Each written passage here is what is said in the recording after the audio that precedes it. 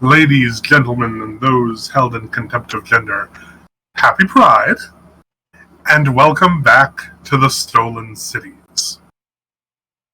As you know, long as you're not living under a rock, it is Saturday night. And when we last left our adventurers, the wonderful rogue Venelin, our steadfast is the last word I would use to describe our hapless hunter Relican. Why you gotta be so mean? I don't know, man. Why you gotta keep giving psychic damage to the DM? I'd say, don't you know I'm human too, but you're a fish. That's a rude joke for anybody alive in 2016.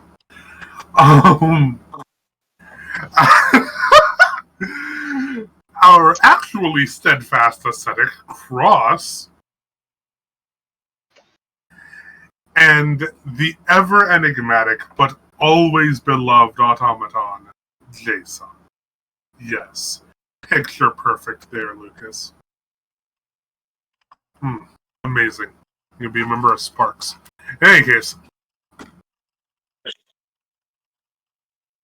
when we last left our adventurers, they had just slain an old thorn in their side in the newly vampired Isaac Crowley.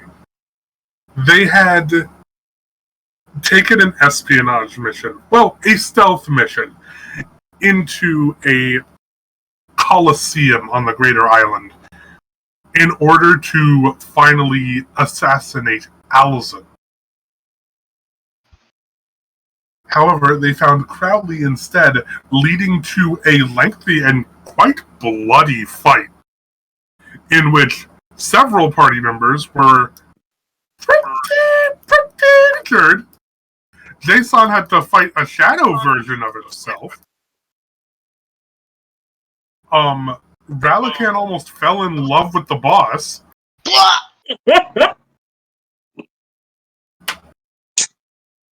But fortunately, the party prevailed. Only for an alarm to be set off shortly after his death. They do not know what this alarm means yet, but it cannot be anything good. Totally great.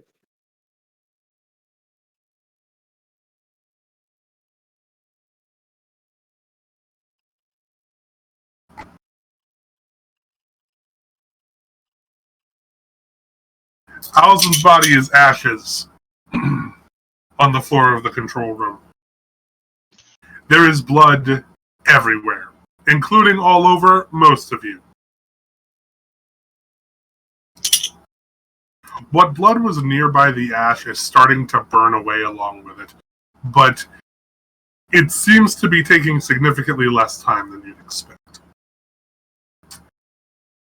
But in the meantime, you have no idea how long it's going to be until troops start making their way down here, if any at all. That alarm, though very ominous sounding, you have no idea what it is for. Are there any buttons that we can push to make it stop? Let me see. There's a very large control panel in front of you guys. Push the red button! Are any of them labeled? Several of them are labeled, but a lot of them use a bunch of different languages. But fortunately, you're a robot. Give me an investigation check, Jason. Alright. That will be...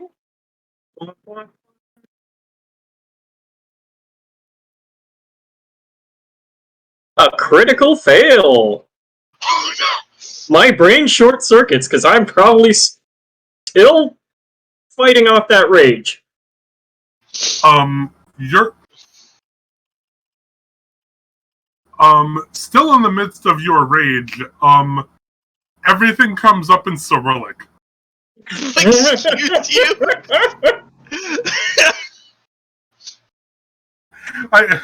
I'm sorry. I think what's the angriest written language I can think of? I can't disagree with you. It is an angry looking language. It is either German or Russian. There are so many consonants. There are consonants everywhere. Ah! Oh man, let me put up the Twitch stream on my other monitor. Oh yeah. Ooh. No, I don't want to look at a Wendy's ad. God, no. I don't need to be looking at a Wendy's. So yeah, I guess Jason turns to Ralakan and just starts speaking the ancient dead language, Russian.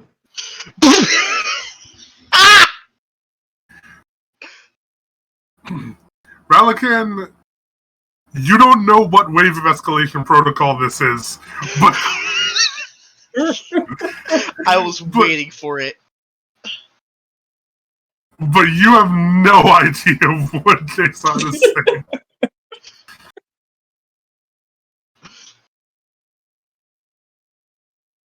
Oh no. Oh yeah, freaking Cross is literally one level away from knowing every language. Or rather, being able to comprehend every language. Jason's eyes are just flashing different colors. He doesn't know what's going on. Jason looks like a very large, jacked Ben from Treasure Planet right now.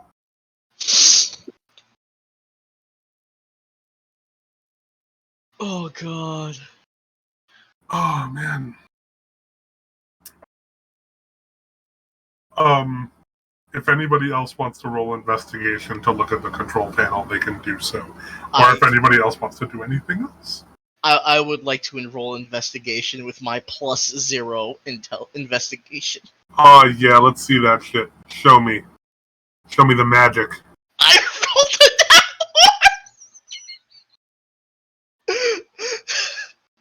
It'll be a good time tonight. We are off to a great start. And if this is how we die, it's been a pleasure playing with you. You know what? I'm going to act on this 0 investigation. The buttons are flashing. I'm going to press all the buttons. Oh my god, no, don't. No. No, why are you doing it, Cade? They're all red!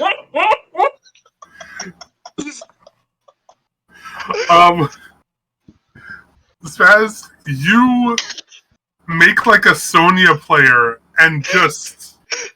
Hang on, I got you right now. Oh god. I got you right now. No. Here. This is my $120 Corsair K70.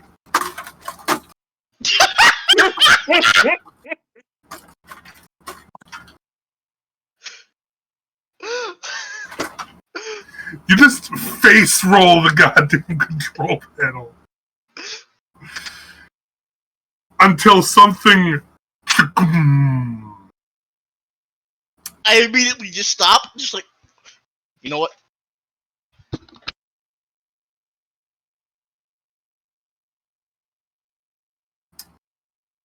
Suddenly, you can hear a low humming that seems to reverberate in what feels like a circular motion above you. In hindsight, I probably shouldn't have done that. We should leave. Just hit something else.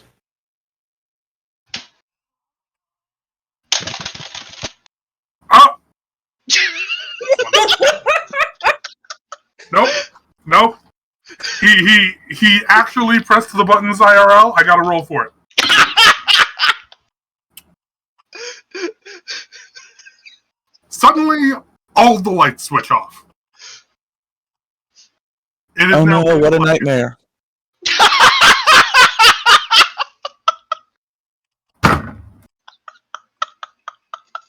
The only light in the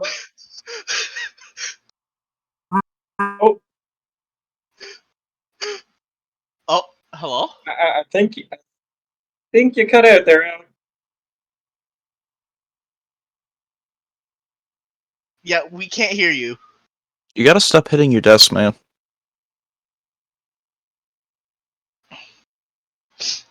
Still can't hear you. Ladies and gentlemen, instead of the DM taking 2d8 psychic damage for my shenaniganery, the DM's microphone has taken 2d8 psychic damage for my shenaniganery. Ah, yes.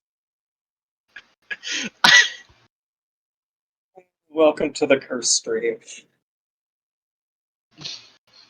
To all of our wonderful viewers out there, a helpful reminder to always remember to not hit your desk when it has sensitive, expensive equipment on it.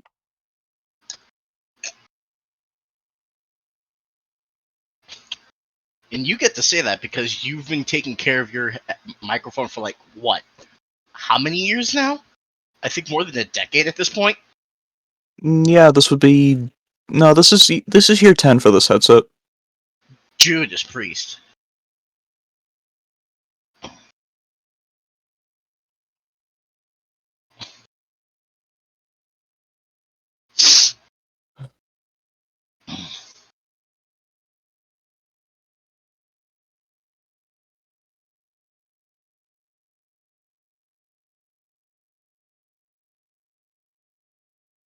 If you luckily get us out of this with that dumbassery,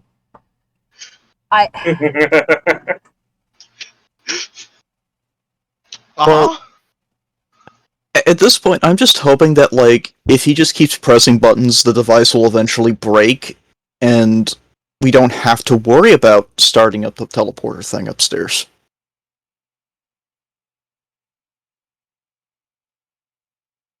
That or he accidentally relays its, like, destination point, like, in the middle of a volcano. oh, that'd be good for No, us. That'd be a way to go. No, we still can't hear you, man. Negative. Wait. Wait. Hey. How do I sound now? Good. You sound like Perfect. Alex. Quiet. Wonderful. Hang on. A little quiet. But at least we can hear you. Ah, fuck me. 1 second. No, that's I know good. what's happened. I could hear you. This just happened.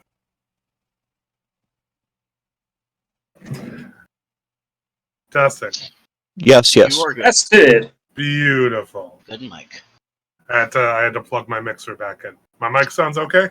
Yes. Yep. You're That You still, is- okay, baby? you're still a little bit quiet from the volume you were at before. How about now? Perfect. Cool, great. Is there a terrible amount of feedback? Nope. Nope. Cool, amazing. Says your roll caused my mic to cut out, I'm sorry? with the added side effect of killing all of the lights in the building. I'm sorry? Apologize to my blue snowball. Apologize to my snowball. I'm sorry, Snowball. It's okay. He didn't mean to hurt you.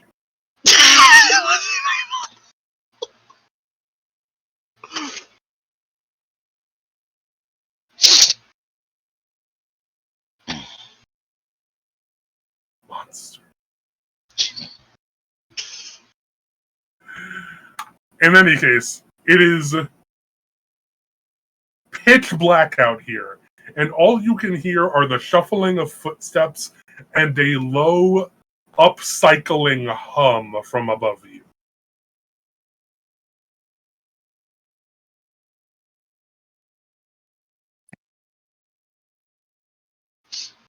If we were to have dark vision, it wouldn't bother us that it's that dark, yes?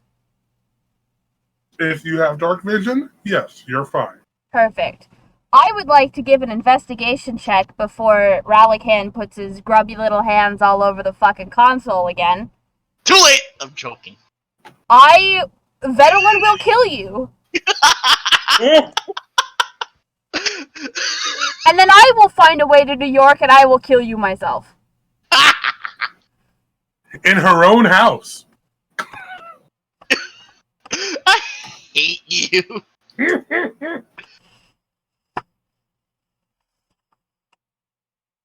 She'll travel all the way to her own house.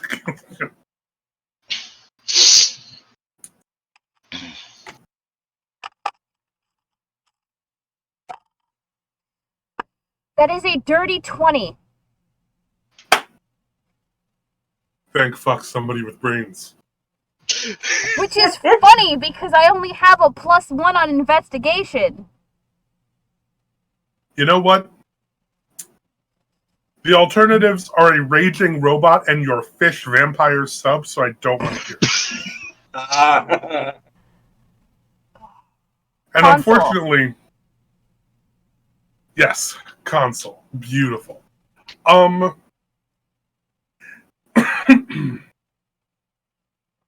Most of the lights are actually green, seeming to denote that something is operational.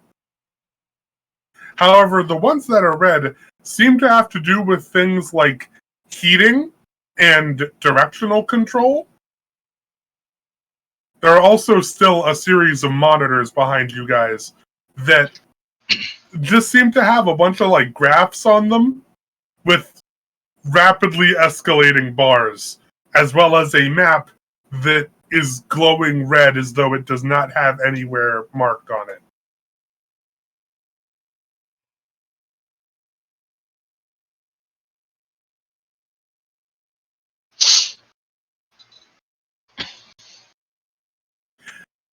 From this, I'm not even going to make you roll an insight check, because y'all rolled 2 nat 1s early. Venelin, you are almost positive that Ral may have accidentally turned the teleporter back on.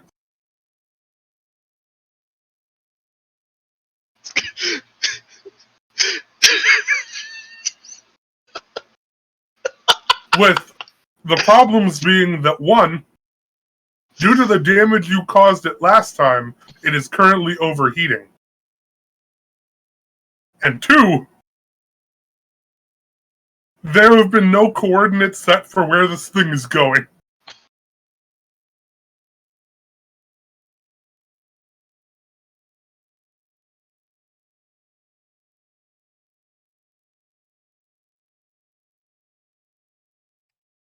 Okay, based on my deductions, can I turn the cooling system back on? There are several switches you can press to the cooling system. Okay. Pressing them seems to cause the temperature levels to go down, and a lot of the red lights switch to green. Okay. However, given the amount of coolant left in the system after you guys damaged it the last time, you're not sure how long that's going to last.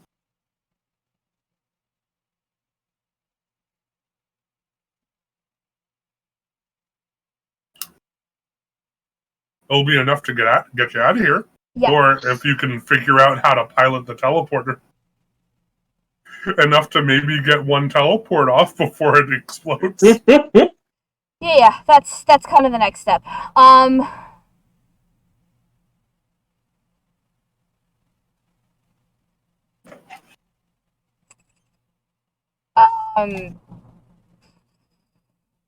Do we have to be near the teleporter to input the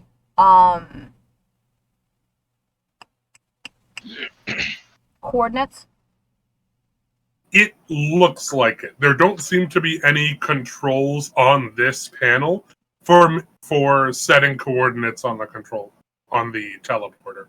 This seems like more of a maintenance thing for energy levels, coolant, heating output, things like that. Okay.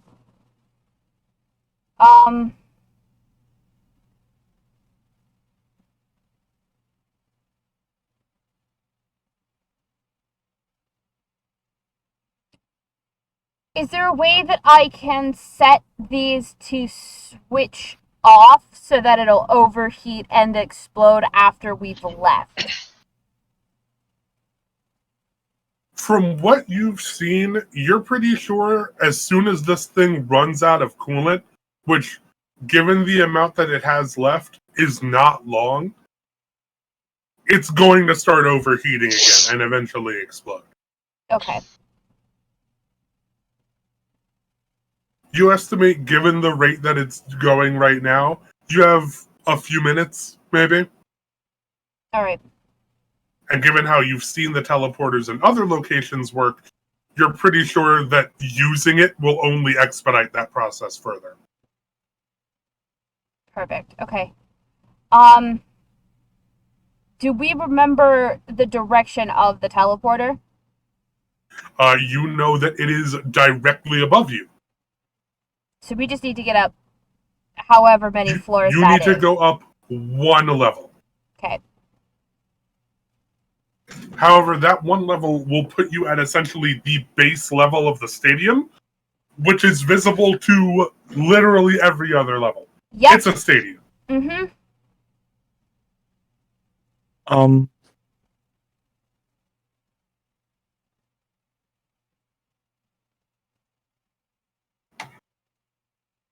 I don't think that's a good idea.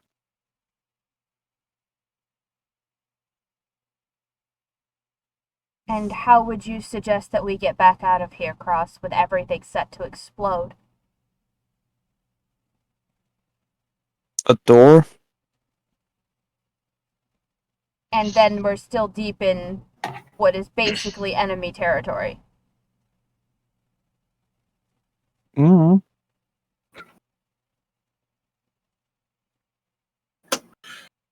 My only objection is only because we don't know where it goes. It doesn't seem to have any sort of thing set, right? Destination? No, but that's something that we would be able to do.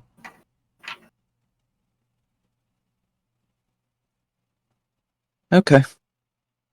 We just gotta get up there. And then... Do we have to set the destination here or up there? Up there. Okay. It's not the perfect plan. The perfect plan would have been without the alarms and without everybody knowing where we are, and then not shutting off the lights and not shutting off the coolant system, and then maybe not rolling our faces across the terminal. It worked, didn't it? No. Somewhat. I refuse to acknowledge that it worked. This is like when you get half credit on a math problem because you didn't show your work. This is exactly like getting half credit on a math problem because you didn't show your work. No. This is like getting the correct answer but using the wrong formula. Oh, yeah, when like you're being taught FOIL and you go with box method and it's just like, what the fuck? Like, you got the right answer, but you did it the wrong way. Gross. man, if I could count the amount of times in a game of time where that happened. Relican. Approximately, judging by your height and size, how heavy are you? I have none of those set on this on the sheet. So let's Your boy has magical robo wings.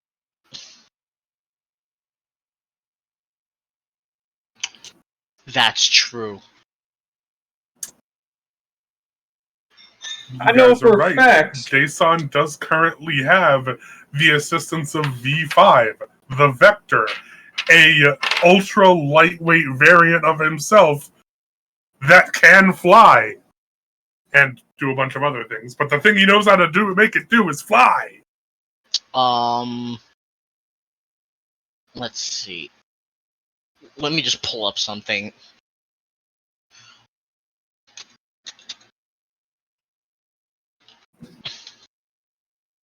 Jason's carrying capacity has to be ridiculous. I have to check. It's 15 times your strength, right? Yep, and that's 20. Oh, yeah, so it's like 300 pounds. Like 160 pounds. Ral That's weighs. 10 times your strength.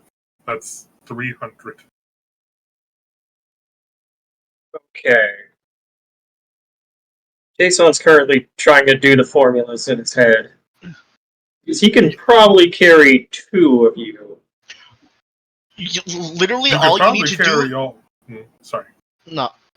Literally, all you would need to do is to get Ral airborne, and then yeah! I can just flippity flappity my way behind you. Not how. Oh my god. These are wingsuits. Flippity means- flappity. That is not how a wingsuit works, Spaz. It's. I You don't kind of need need the open He air wingsuit. for this. Yeah, I he's got haven't- manta wings. Oh my god. He'd be He just can- like he can fly. Ralakite. Ralakite. Wow. Ralakite? We're gonna mega evolve Ralakan here? We need some Ralakite. Yo, what's Ralakan's Z move? Slimy handshake. No. God. I hesitate to keep asking the question, why are you like this?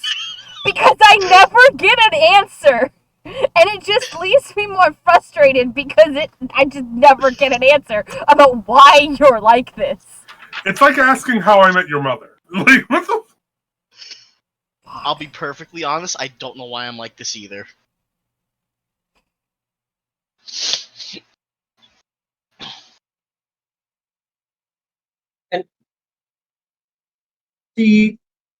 How tall is the, like, how high are the, is the room? Like, how high is the ceiling? The ceiling in this room is about 12 feet. Okay. Not very high at all. Jason would like to do an experiment. Because he was able to fly during the fight. He unravels V5 and into 2 wings. Mm-hmm. And he turns to the party. Can each of you grab a piece of me? I want to do an experiment. And he holds out his arms. Grab. I will let you both do that. I'm going to see if I can't find the coordinates for that teleportation circle.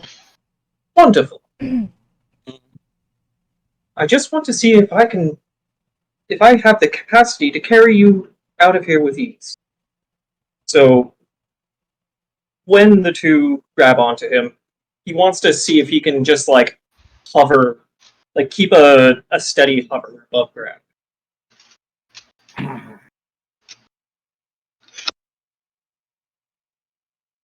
Ugh. Which I think with Cross and Ralakan, he should be able to do that.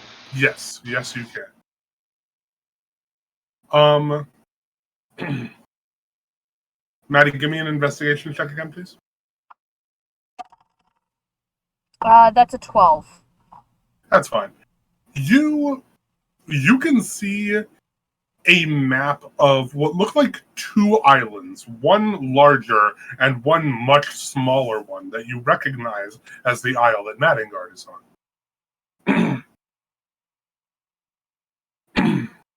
And you can see several kind of waypoints on that map.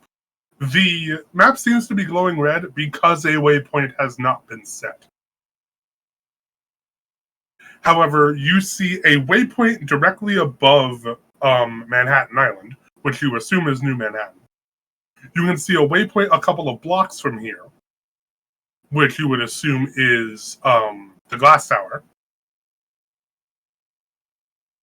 But you can also see 2 other waypoints far eastward. One waypoint is only designated the Wall.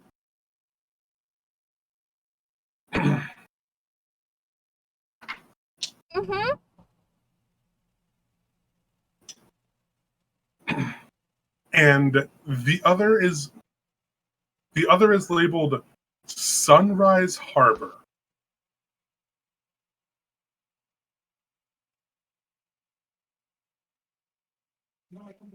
However, those are very, very far away from where you would presumably want to go. Like, they are dozens of miles away. Well, I think if I'm not mistaken, our plan is to go back to New Manhattan. Mm-hmm. Okay. I'm gonna jot down the coordinates for New Manhattan.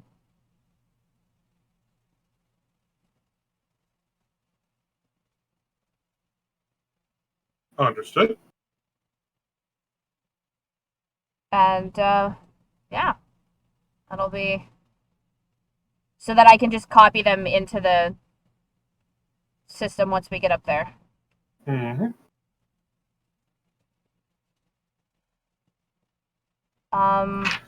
Surprisingly enough, after this extensive amount of time, it still doesn't seem like anyone's coming down here.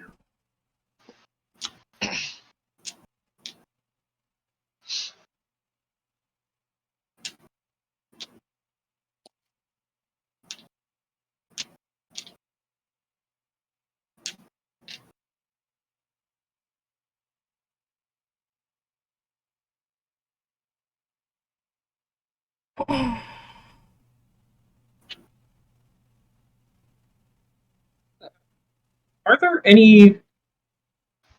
Did Crowley leave anything in his pile of ash? His clothes are left. So, like, if you wanted to dig through the pile of ashes for some, like, personal effects or something like that, you could probably do that.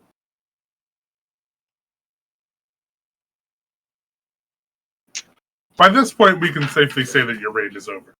Yeah. He had time for the coolant to get to his head.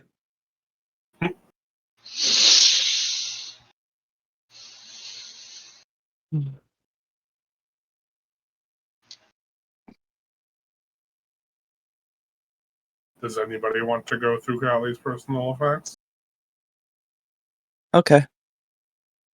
Ral and Cross, you may both make me an investigation check to sift through a man's ashes. Cross first. That is a 14. Understood.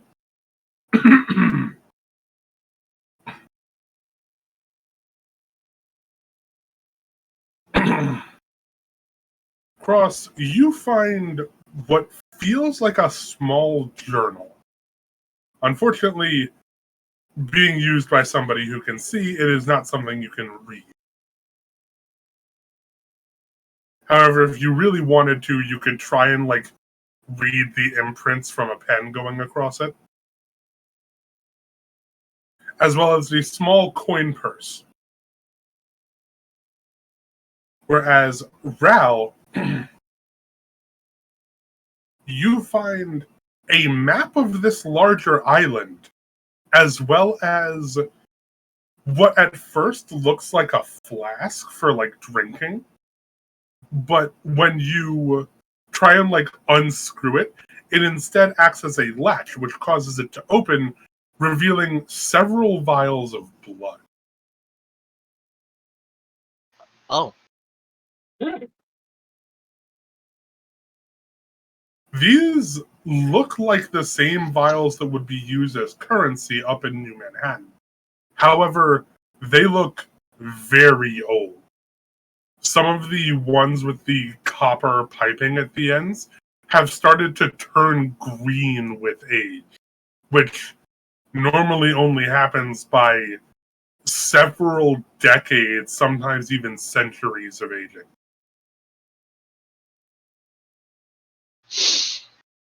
uh-huh.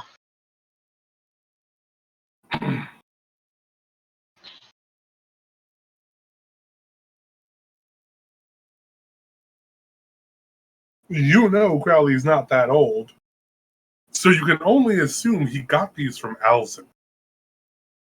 being a very old vampire from New Manhattan.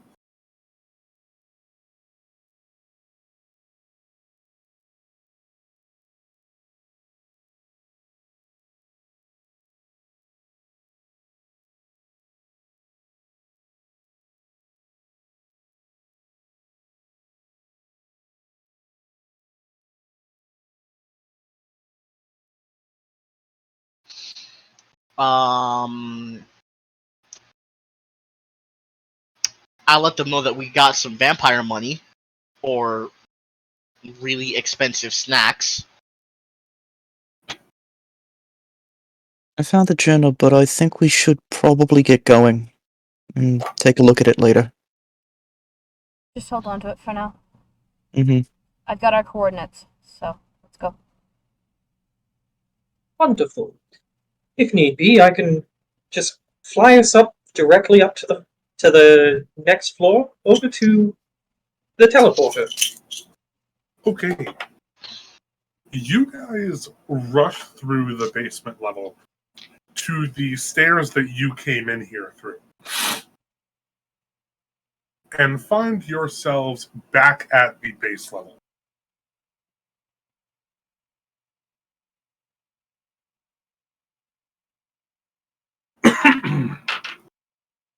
It looks like most of the vampires have vacated the premises, hearing the alarm and realizing, oh fuck, we need to get out of here.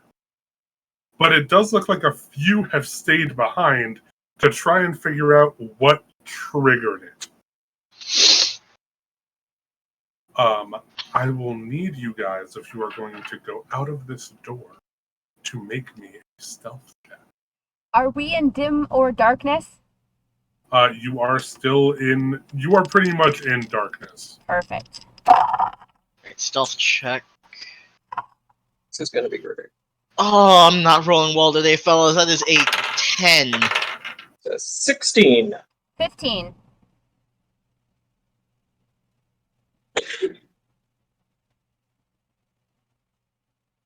$24.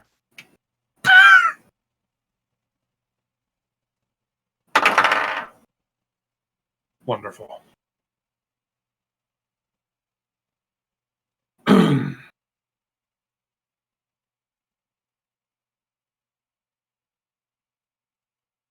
You guys make your way out, hiding behind various different forms of cover.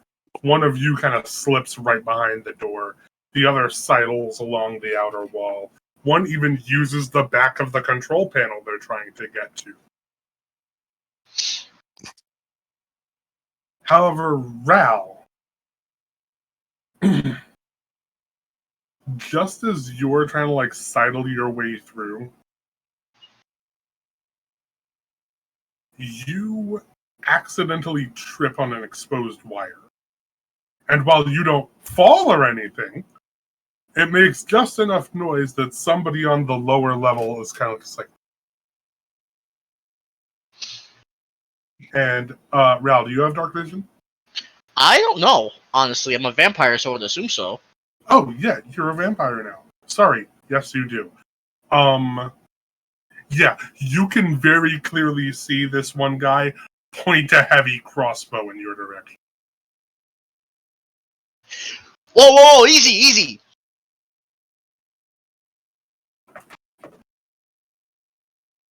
And who in the hell are... Oh, hey. And he kind of puts the crossbow back on his shoulder for a moment, kind of laughing to himself. I remember you. You're that freak from Battery Point. And Hey! I find offense to that. as he's approaching, you recognize that he's in a Madden Guard police wing uniform. Oh. Uh-huh.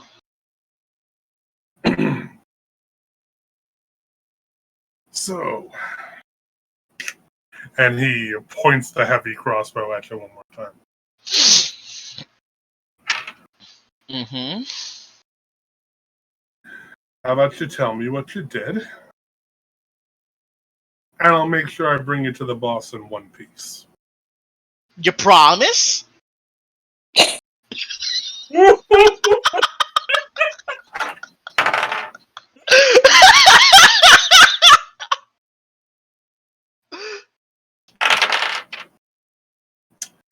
That's 11 points of piercing damage as he just shoots you in the foot. You know what? You fucking deserve it. I Saz. deserve. You can't keep your fucking mouth shut. Ow! The bolt goes clean through your foot, but you know, it's a bolt rather than an arrow. Ow!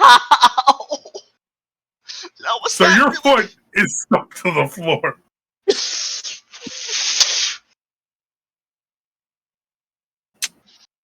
I see you got 3 more appendages that I can clearly see here.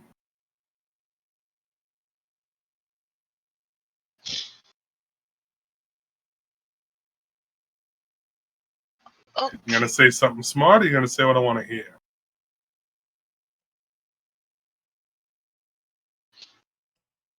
well,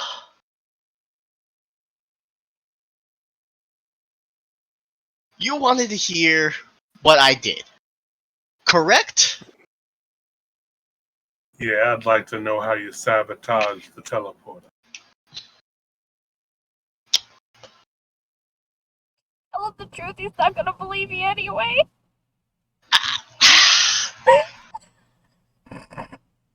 Before you, Forehead? Oh, you know what? You know what? You know what?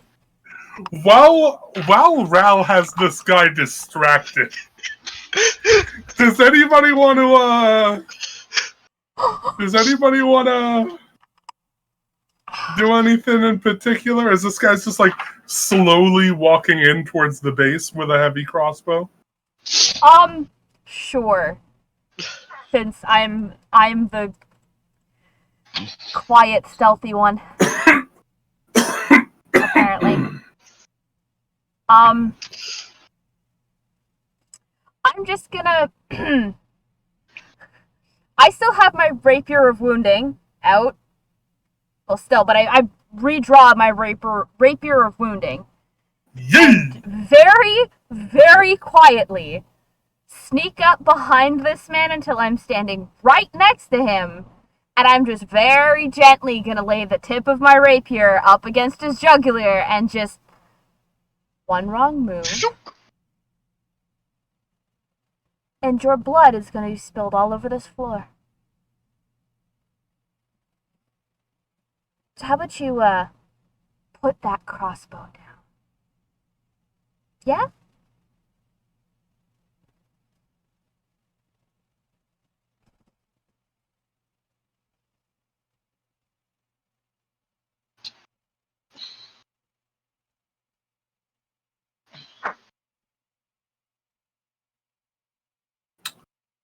He kind of looks down at his crossbow and then turns his head slightly backwards to look at you.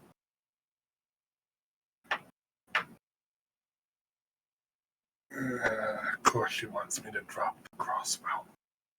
Oh, no, I didn't say drop it. I said just put it down. I don't need you pointing it at him anymore. His death will not be at your hands. If he is to die, it will be at mine. I knew you cared. Shut up, Ralakan.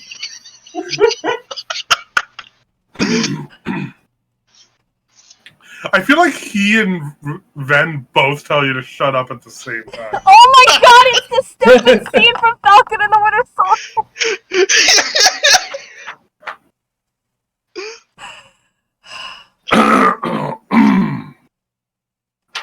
I knew you cared. Shut up! Oh. I do need to use the restroom. I will be right back. Yeah, go ahead. And he, in agreement, slowly kneels down and lays the heavy crossbow on them.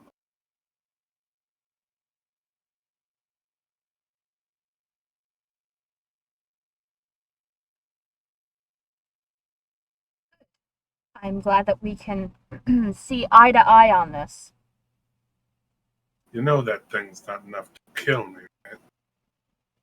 Oh, did you take the promise of immortality as well? Yes, did pretty much every other asshole on the building. Yeah, did you do it willingly, or did you do it because they told you if they didn't, they'd kill you? Well, I don't see myself frothing at the mouth and jumping to kill anything that moves, so I'm pretty sure I did it willingly. See, now that's just unfortunate.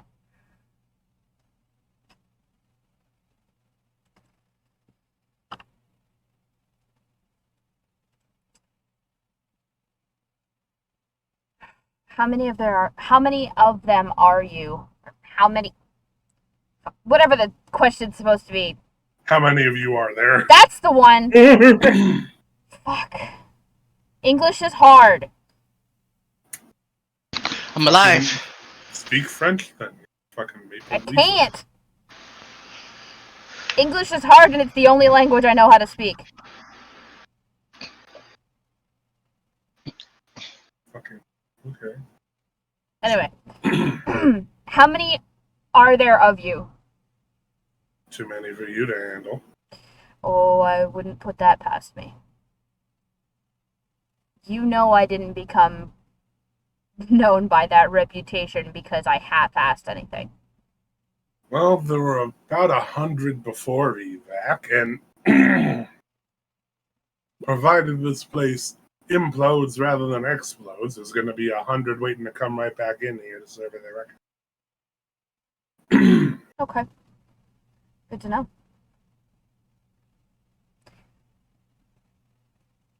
Now we can do this the easy way or the hard way. And it's your choice, really. I am partial to either. You're going to let us go, and you're not going to follow us, and that's the easy way. Or you're going to do the stupid thing, and you're going to try and fight us, and then I'm going to have to kill you. And if I recall, we didn't have any beef in Madengard. I didn't have a problem with you, minus the fact that now you're, one of the night creatures that I swore to hunt down and kill, but, I'll overlook it for the fact that you were relatively, shall we say, kind.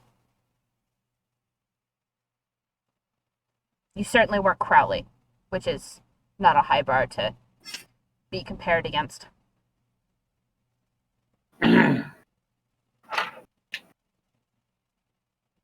Your choice. The easy way or the hard way.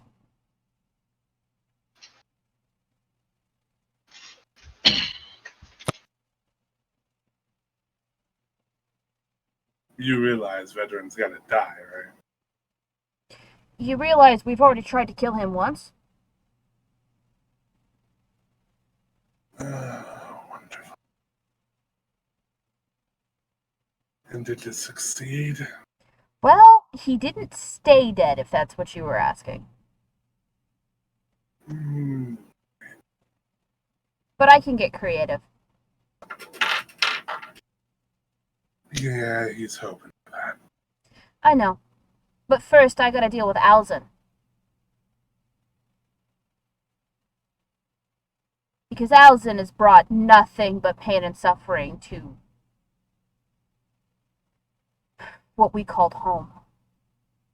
You say that, and yet...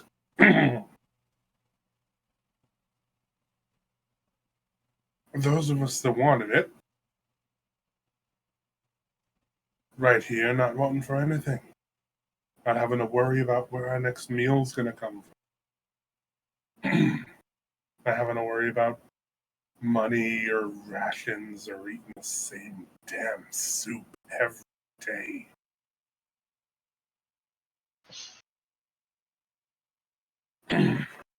Those that didn't, right back home where we started. Right back living their banal little lives. And the moment somebody, the docks or the port or wherever else they want it, goes in there and realizes the place is undefended, they can live under some other asshole. Crowley Alzin, Apollo, Hudson, it's all fucked over there. I know. But for all Allison's craziness, I'll give you this. Since he's so desperate for information.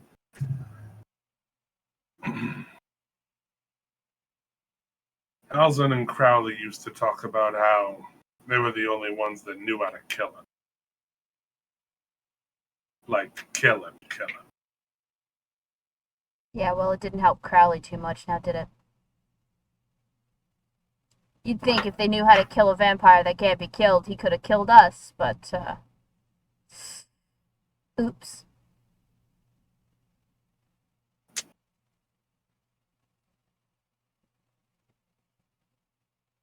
So you still haven't answered the question. The easy way or the hard way?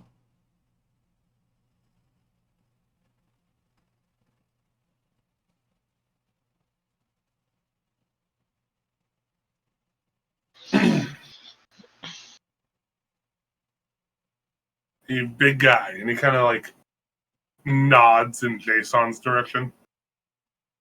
Hello, as he kind of You got a rises bolt, up from hiding. You got a bolt I can borrow?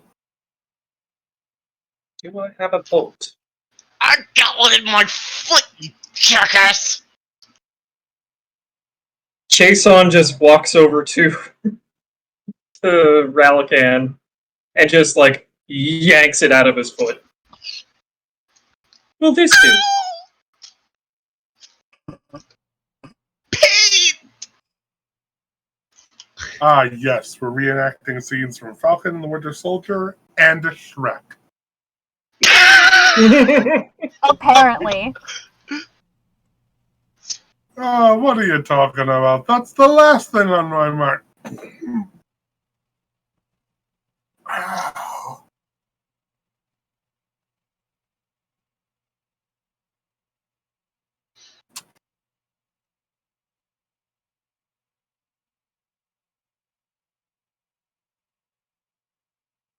One that's not blunted by passing through bone, if you don't mind. Oh, my apologies. It seems like he's very clearly asking you for something made of your particular composition. I'm afraid I do not have any bolts on me. If I may ask, why would you need anything? Because he's taking the easy way. Ah, understood. Can I craft a silver bolt? Yes. Wonderful. Just give me one moment, please. And he just kind of turns a little vibrant orange, and steam comes out, and then just... Here you go. Easy bake a crossbow bolt. And he kind of just takes it in his glove, loads it into his crossbow. I kind of like hands the crossbow to Venla.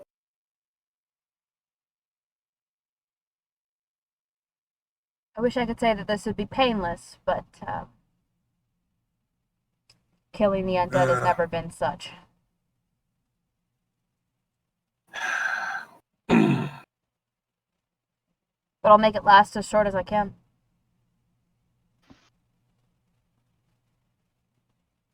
Alzin's trying to get to the wall. It's far as hell away, and we're short on transports, but it's the closest remaining place he can go. Okay. Glass Tower is too heavily defended for an attack force of our size. The harbor's over the wall, and there's no way he's getting through there without talking to the humans. Alright, so the wall it is. Rest in peace, would you?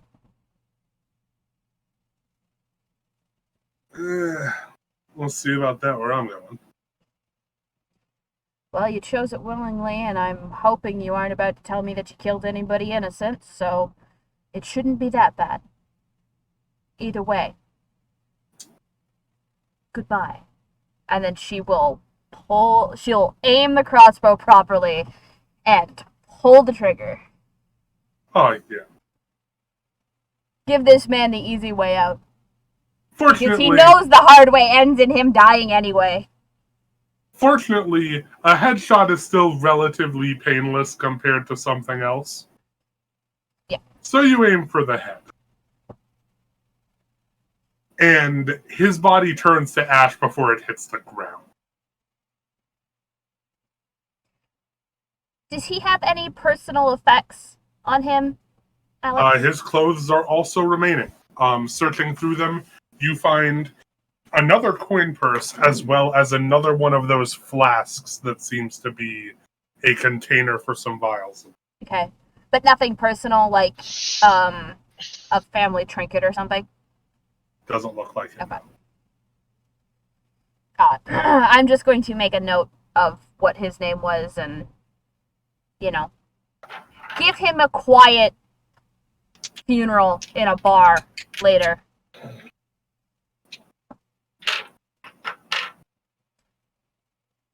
Right before I head for the panel and input New Manhattan into our coordinates so we can get the hell out of here. And then Fortunately, she's going to look at Ralakan as she's inputting this. She's just like, oh, I should have asked, are you okay? Do you require assistance getting into the teleporter? Just say yes, Ralakan. Please. There you go. Cross. Jason cradles him like a baby. Cross, and she'll reach out to put her hand on his shoulder so that he knows where it is. If you're ready. Okay. And then I mean, she will... Sorry, go ahead, Tim. You said explosion, so I don't want to be around for that. Yeah, me either. And then she will help Cross up onto the teleporter. Is this something that I can trigger and go with them, or do I have to stay behind to do it? you do not have to stay behind. Okay. You can put it on a timer. Then she does so. Once everybody's up there, she quickly goes down, does a 5-second timer, and then jumps up onto the teleporter with them.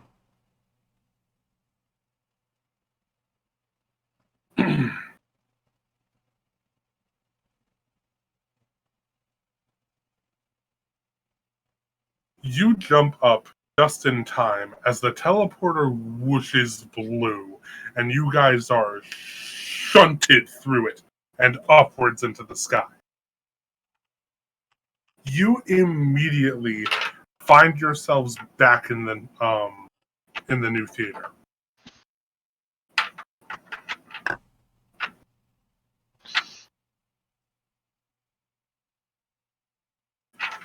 It looks exactly the same as it did before. Wonderful. However, there are no guards manning it. You can see a couple of them outside, but when you came here the first time, there were guards at the panel, and there are a noticeable lack of those now.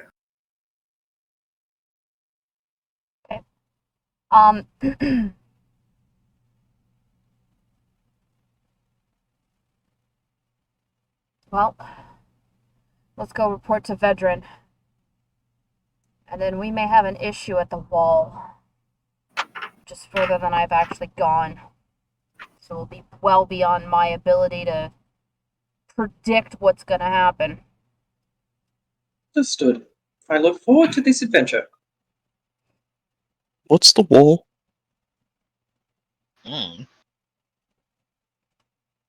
Well, considering Venelin, you have not been very far past Manhattan Island proper.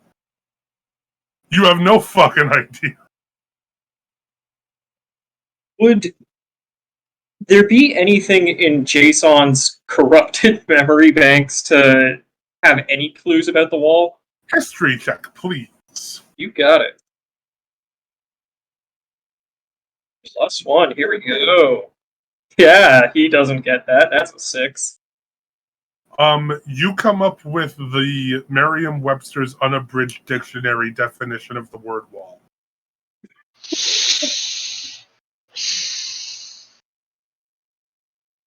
Fantastic.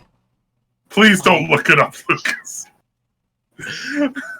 I love you, but that might have killed me.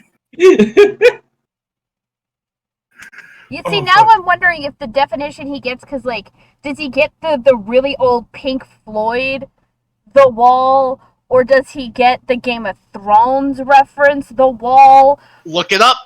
You know, like... Okay, I'm gonna roll for it.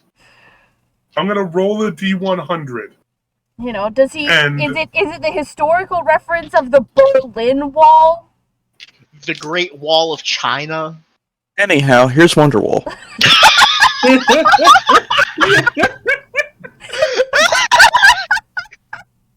Oh my god, Tim, you were just so straight-faced when you said that. That's crazy. Oh, Hang on, I gotta roll my 2d8. oh my god.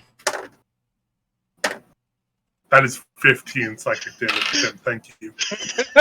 It wasn't even spaz this time. Oh, you think freaking Spaz is the only one that can deal me psychic damage? You deal me psychic damage every single fucking day, Maddie. I just don't talk about it. He's more vocal when I do it to him. It's true. Yeah, you fucking...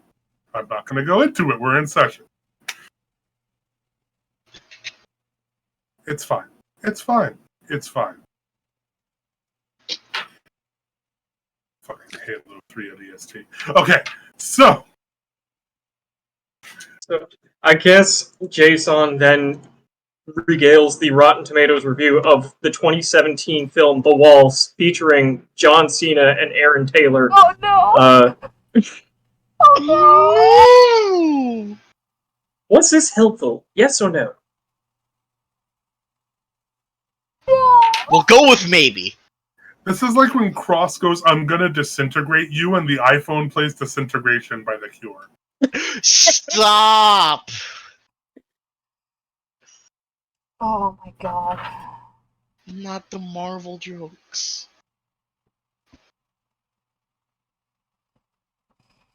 As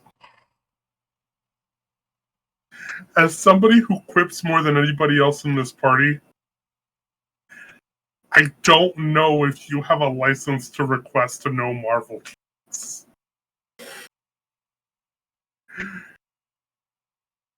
Fair enough. Okay. You guys exit the theater, and you can hear something you have not heard since your time here. You can hear what sound like church bells tolling. As you make your way toward toward Times Square, actually, you can see dozens of people, seemingly all vampires, in what look like a meditative repose. Some of them are guards, some of them are everyday citizens, but they all seem to be... You're not sure if it's prayer or just very deep thought.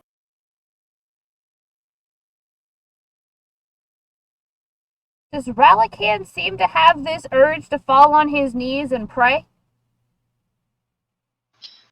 That's a good question. No, he does not. Okay. Cool. Is there any guards around that aren't vampires in which I would inquire without disrupting whatever the fuck it is that they're doing?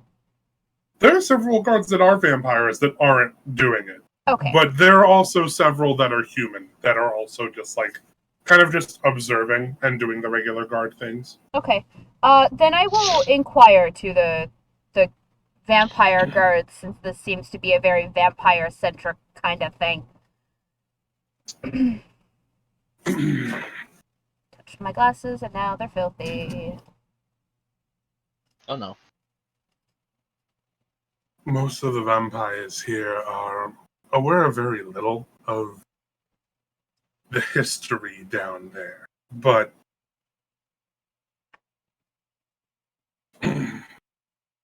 it's said that there's some sort of, I don't know if I'd say deity, but entity that created the first magics that gave birth to vampires. Vedran is a devout believer, led to said belief by his centuries of experience down below, and as such, most of the vampires up here are as well. But, you know anything about this challenge he's been issued? Or that he's issued them? You mean to the Fey Courts that are attempting to kill him and crash New Manhattan Island into the ground? That one? Well, he did something slightly unexpected and told everybody. Oh. So are they praying for him to win? Something like that. Oh. Considering tomorrow's supposed to be the day. Well, I guess it's a good thing we got back when we did. Is he in his office? If I remember correctly, he was practicing over in Bryant. Thank you. I'll leave you to your prayers. I'm less superstitious, I guess you'd call it, but Vedran ain't lost to nothing in a good couple 100 years. I highly doubt couple of jacked up elves from another plane are gonna kill him now.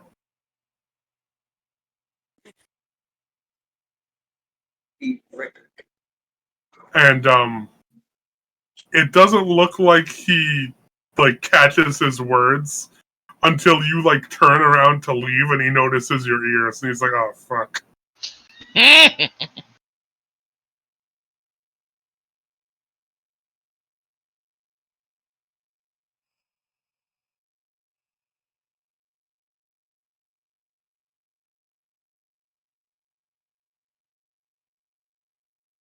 I'm just gonna head to Bryant Park. Fuck it. Nope. Not gonna engage. Not gonna engage? Nope, because this was clearly an honest mistake. He didn't realize I was half-elf. Just, nope. Nope, just gonna go to Bryant Park. No. We're gonna go talk to Vedran. No? Nope. I'm gonna be good! Not one little rapier? No! No daggers? No bolts? No, got a heavy these crossbow people now. actually haven't done anything to me.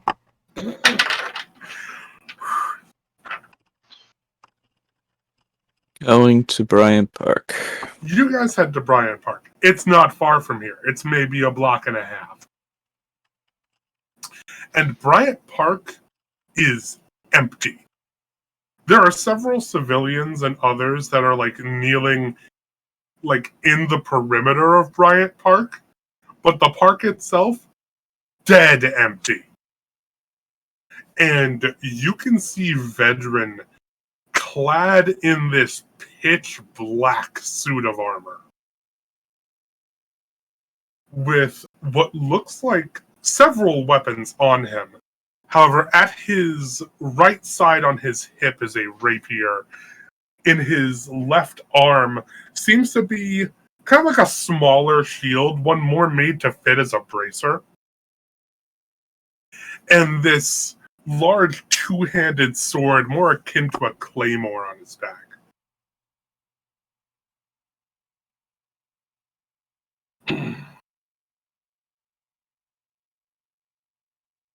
And you can see him just practicing movements with the rapier, as well as defensive stances with the shield.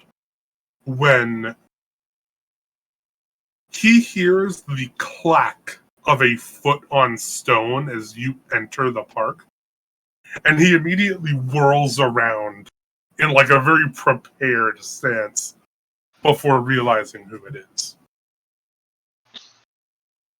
Just us. You haven't come to kill me, have you? Nope. Not today. Not particularly, no.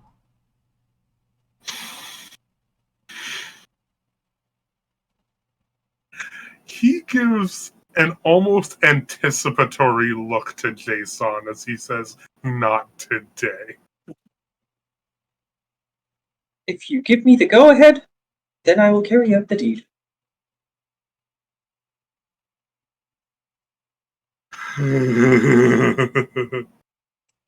I don't think your death would be very beneficial for the people of this city.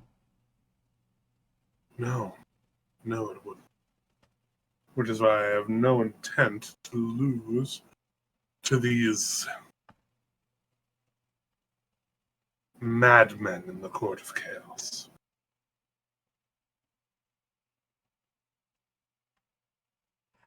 I hope it doesn't displease you, my addressing your people in this manner. No.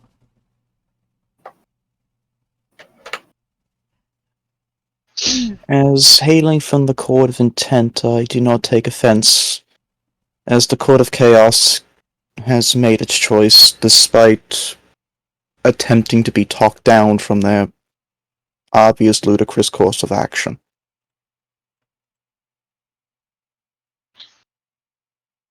Finally, some else with sense.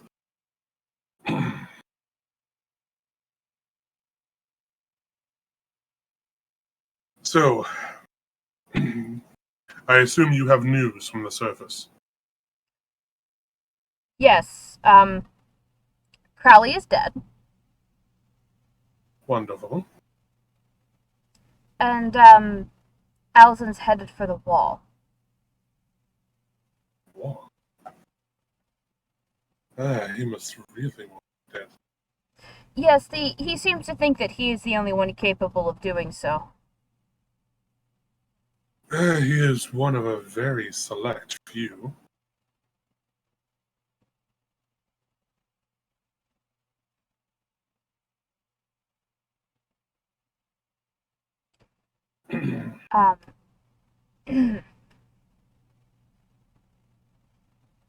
What do you think your chances of, taking this fight are?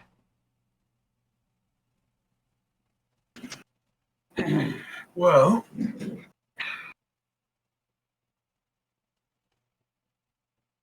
the source of my immortality is one not very well known, and definitely not known, to my knowledge, to the Court of Chaos, unless there are moles within my walls, which I sincerely doubt.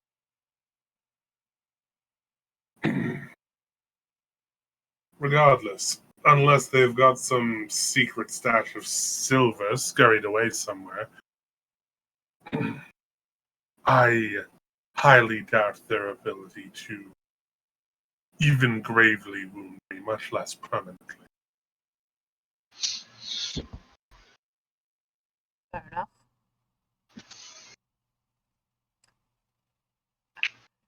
Though I will say that is fascinating.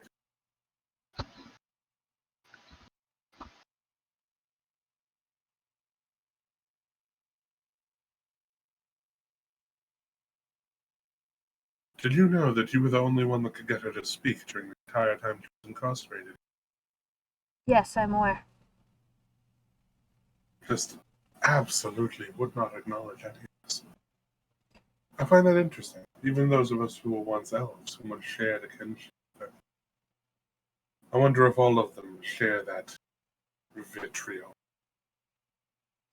It's possible, but, Perhaps I'll turn them.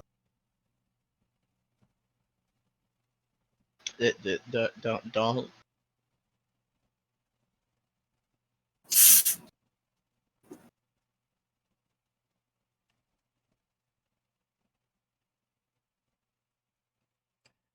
Don't what, Ralakan? What seems to be the matter? Ral?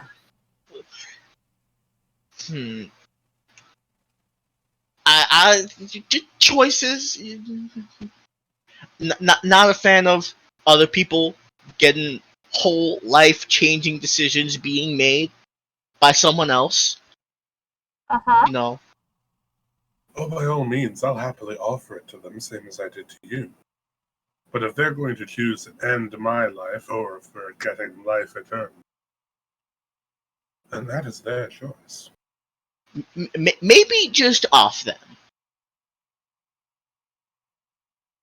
I don't know, having some people alive from the quote court of chaos as now nigh immortal creatures walking around, not a smart move, in my opinion.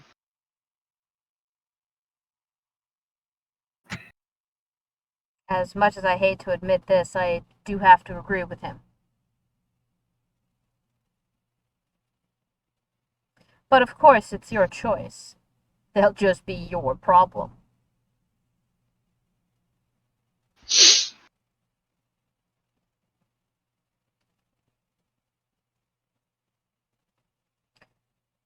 But you seem...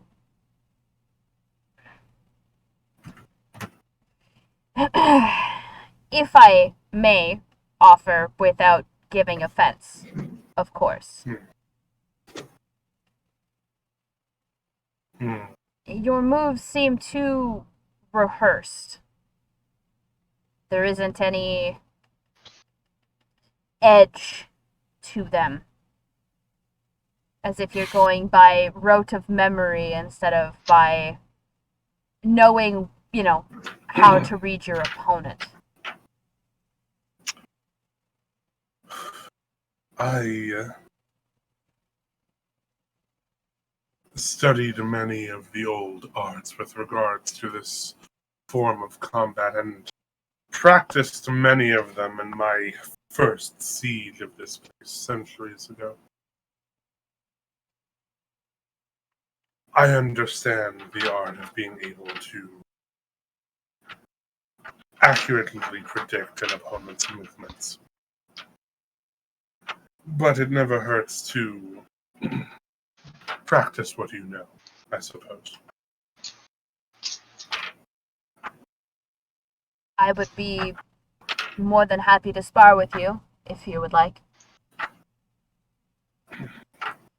For all you know, it could be the end of the world tomorrow, and you're offering to be my sparring partner. When you live on the surface, every day is the end of the world.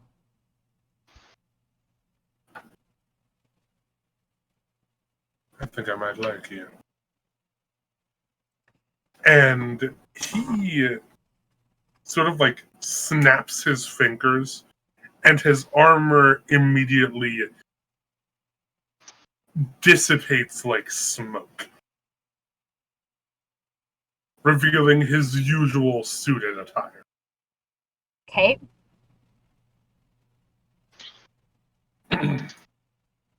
The rapier and the bracer remain affixed to his hip and wrist.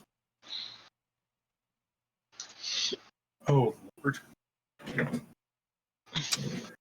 Uh-huh.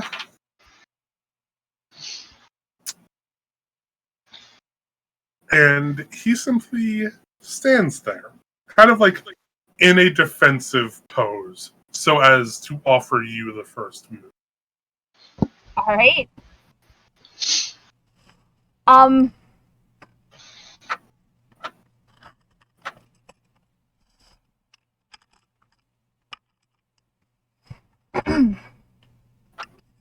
With my rapier of wounding in one hand and a dagger held in the other, because why the hell not?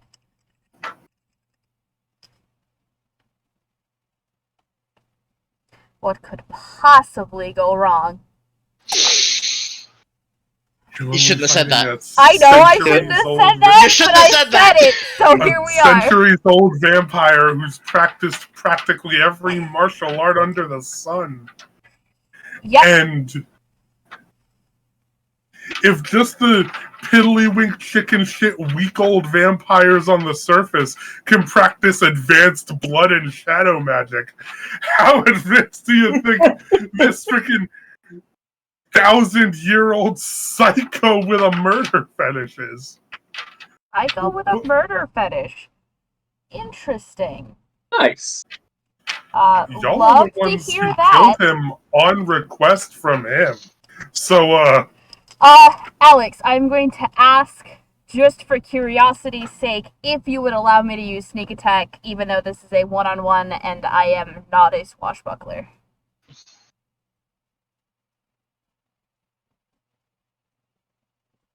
I would have assumed that you were going to use a shadow teleport, in which case you would have gotten it anyway.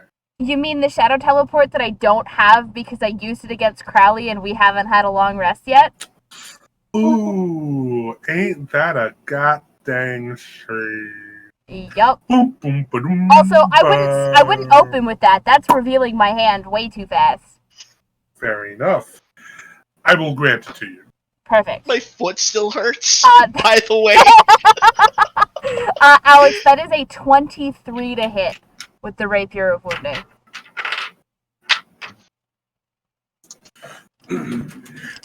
And it hits. You rush forward and make a sweeping slash straight into his abdomen.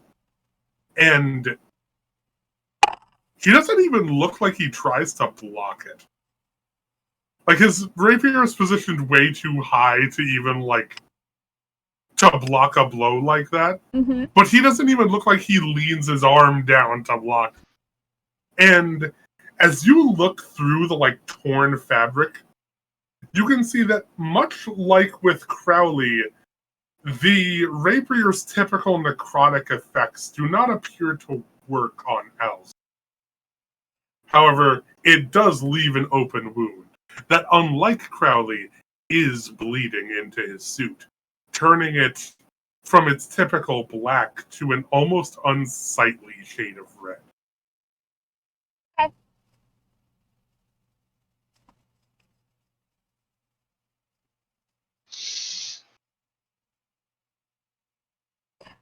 So that's one magical wound, just FYI.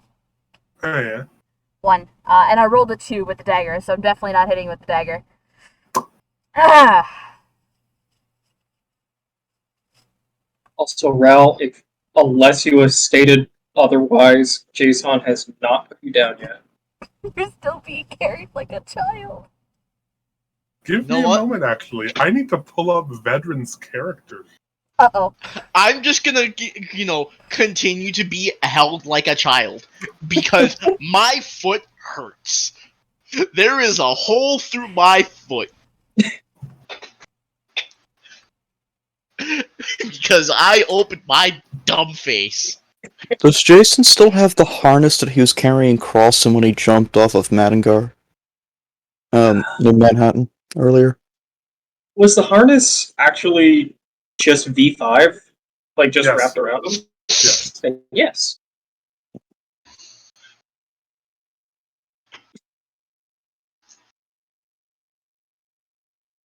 Just Relican, just sitting there in the harness, just. Hurt. Just clutching my foot. I hate it here.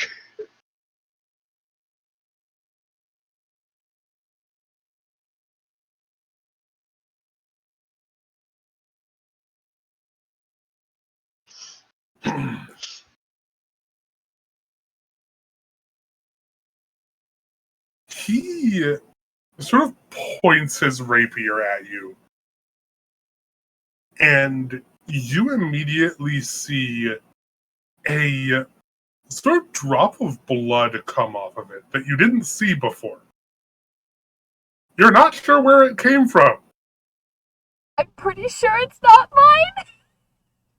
However, the drop of blood grows slightly, coagulates into what looks like a spike, and hurtles towards you.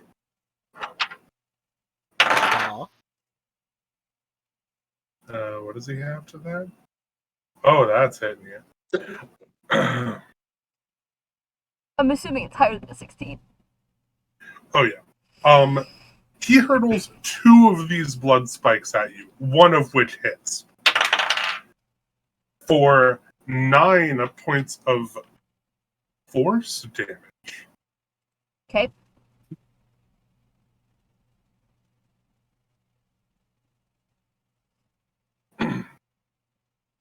And you just watch as he doesn't even seem to pay attention to like his openly bleeding abdomen just leaking out onto his shirt and pants.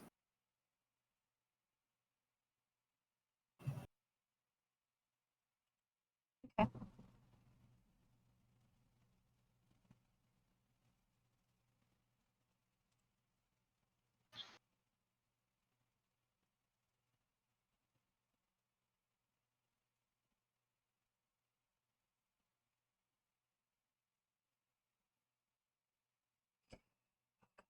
Okay.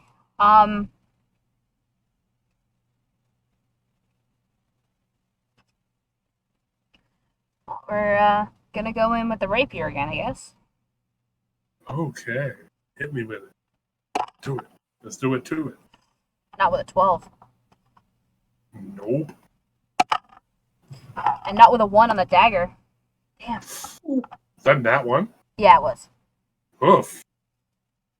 Well, it was a nat 1, but it would have been a 9 to hit. Either way, it's not hitting. You thrust forward with the dagger, aiming for pretty much the same place that you slashed him earlier. And you see the blood from the wound immediately kind of eject outward and crystallize around it, stopping your dagger from proceeding any further.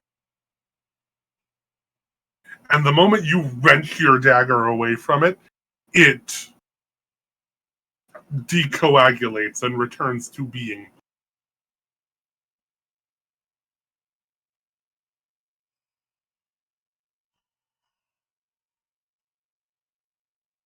So, you're a blood knight, then. Something like that. It is one of the most ancient of dark magics that we vampires have practiced for millennia since our creation.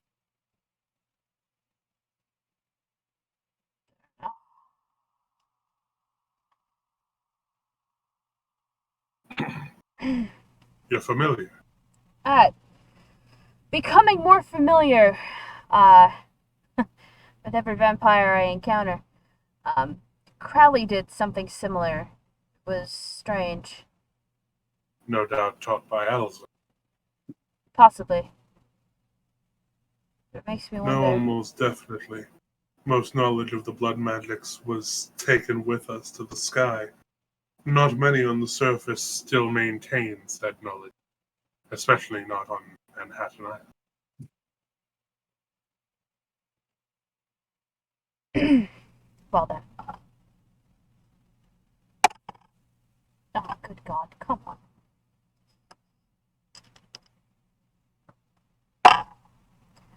That'll be a dirty 20 on the dagger.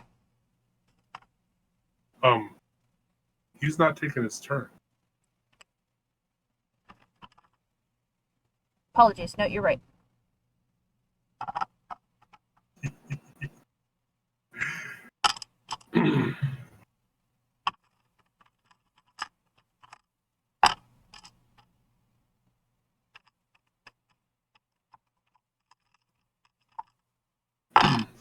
He gently takes his left hand and runs it across the edge of his blade for a moment. And it glows with a faint blue before he rushes forward towards you to begin a sweeping motion with his own rapier. Oh yeah. Mm-hmm. Where's my D? Fuck you. It deals 7 points of slashing damage.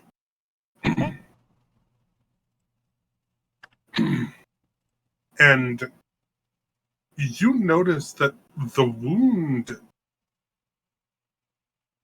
doesn't seem to be bleeding. It's open, but it's not scabbing or coagulating. It's just not bleeding. Almost like he cauterized it as soon as he did it. Something like that. Okay. Huh. Well, that would normally be very alarming. Can't have such a precious resource go to waste, can I? No, of course not. Though, it could be useful. Well, I say it could be useful, but they could use it against you. If they're not afraid of spilling their own blood. I saw the hierarchy of blood price. I am well aware of what sort of price our blood brings, given our rarity. It is quite a delicacy. So they may use it against you. I know I would. It's a delicacy, not an opiate, Fenway. No, I'm aware. They don't know that. Doesn't mean they wouldn't try. Doesn't mean that in a moment, just a moment where you're smelling it and you stop. They're going to try a great many things, Fenway. It doesn't mean that they're going to succeed. Kieran Halloran is going to attempt to drive that stormy javelin right through my heart. And I'm going to look him in the eye and smile as I take it out and bury it in his jugular. Again, maybe don't do that. Far be it from me to tell you how to do. Jason, could you actually put me down now? Understood. And he just lets you go. Land foot first. Ow! I'm okay! Your interjections perplex me, Ralakan. What would you have me do? I've spent centuries building this place, and suddenly, a band of 4 lunatics from another plane of existence have decided that everything I've built is somehow an affront to their precious morals, and want to bring it all crashing down, both on me and on the people below. Oh, no. By all means, kill them, myrtleize them, unalive them. Poor favor. Just Mindful. don't take the spear in the chest. Actually, just end them as soon as when possible. You know. He kind of looks at you with a look that you could only describe as disgust. He goes, For somebody so lighthearted, you really know how to take the fun out of this. I'm just saying, they come from another plane of existence. One of them turns into a fucking dragon. What, a plane without fun? I kind of look at Cross real quick, and then, yeah, kind of.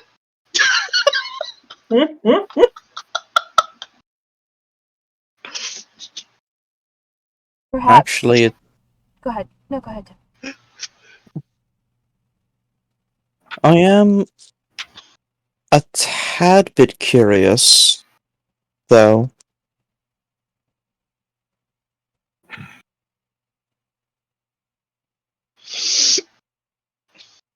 I understand that this is a bit far off from what we were talking about, but what could be at the wall that Alzin would be interested in?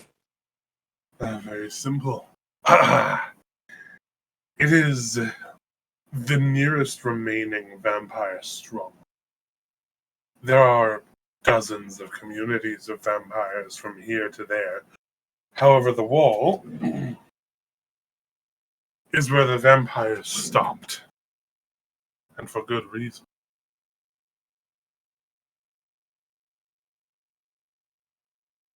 May I ask what is that reason? Past the wall is the largest human colony on this side of the continent. It's several miles of townships and cities practically untouched by the Empire Uprising.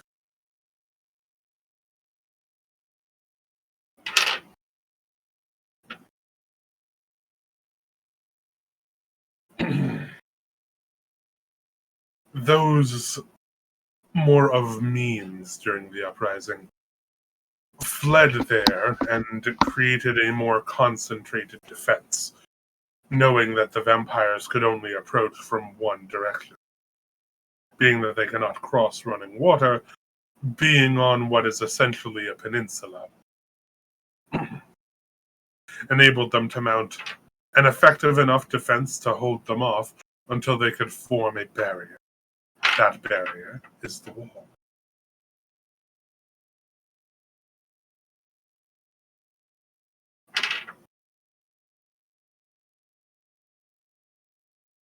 So the vampires have a stronghold at this wall. Yes. It's about maybe a half mile from the wall itself.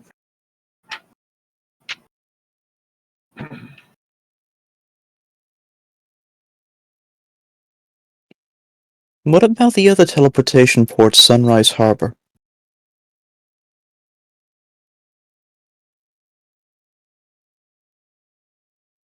Sunrise Harbor is a decommissioned port. We attempted very early on, before I decided to lift this place, to mount an offensive by boat. It did not go well.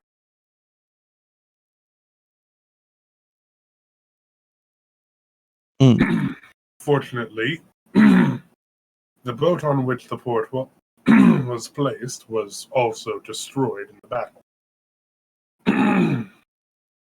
Meaning, while the humans cannot use it to get to us, any vampire that would try to use it to get there would spawn several hundred feet underwater.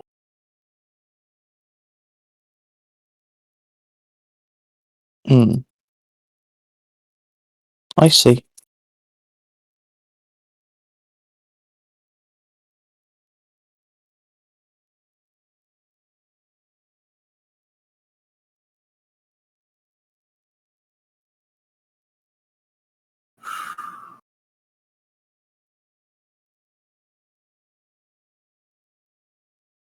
But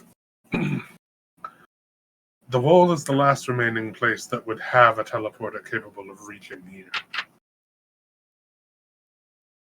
Though, whether or not they'd let him use it is another story. I've not been in contact with the vampires in that area for well over a century now. Where their allegiances lie, I'm not sure.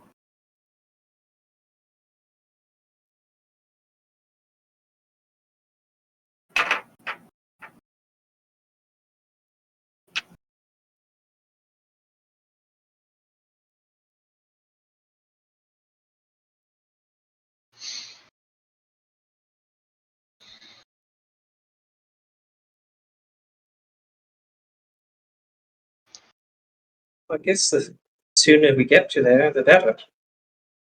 We do not want Elsum and the Court of Chaos showing up at this doorstep all at the same time, now, do we? So what, do you want me to have you teleport to the wall, stop him before he gets there? Well, I'm not sure how he would have gone. I mean, he may very well have used the teleporter himself before we got there. Which means he's already there. What, he managed to repair it? Well, that's how we got back. It was working. It's definitely We not may working have let now. it blow up.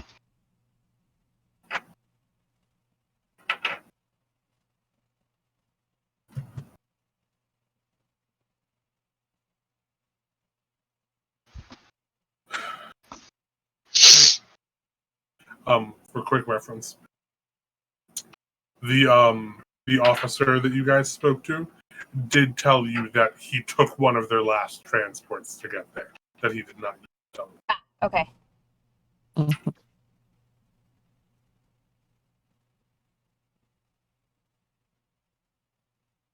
Then yes, if we teleport there, we get there before he does.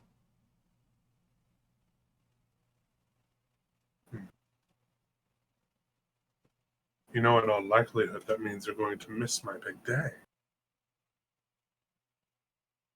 Well, how far is it from, you know, the only problem is that we don't know what sort of head start he has on us.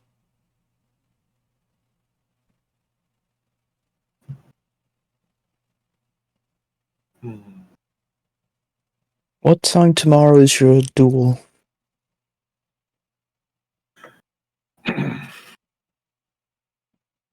Well, these sorts of things typically take place at high noon or something like that, from what I've read. So that's when I'll show up to Times Square, I suppose.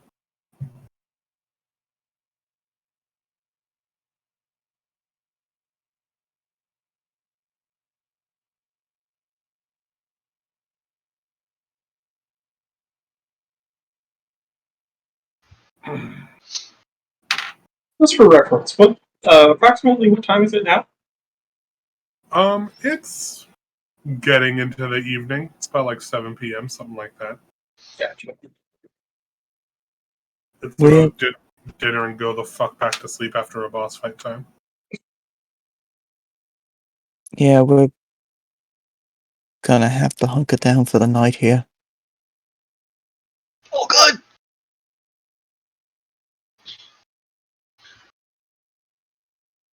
We can spend the morning gathering up supplies and Ralakan, your sniveling is quite tiring. Drink some blood, would you?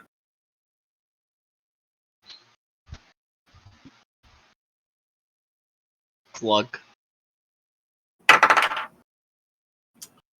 You immediately recover 15 hit points.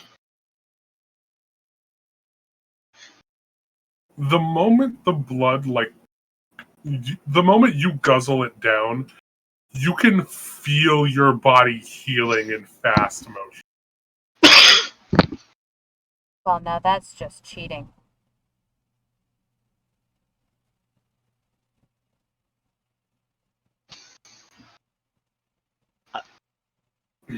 That is pleasant. Wonderful. Give it a few more drinks, you'll like it even more.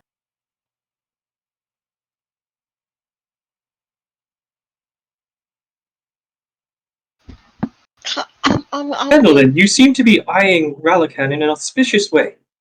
I'm good. I'm good. I don't want to That die.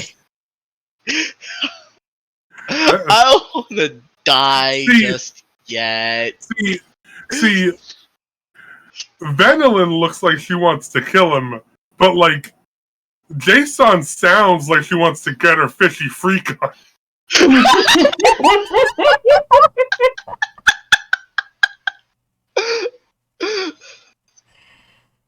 Oh my good Christ. And this is the point where Ral would say, is it too much to ask for both? No! No, it's not! Exactly! It's not the point where I ask that question. What is wrong with you? I don't know, this sounds like exactly the point where Ralakan would ask that question. No.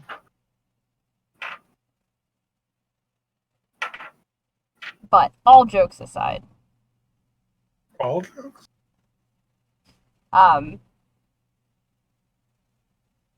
satisfied with Ralakan's hasty, I won't drink anymore just yet response, she will sheath her rapier and her dagger. Good boy. Do you think you'll be able to take all four of them on, or is it just going to be a one-on-one fight?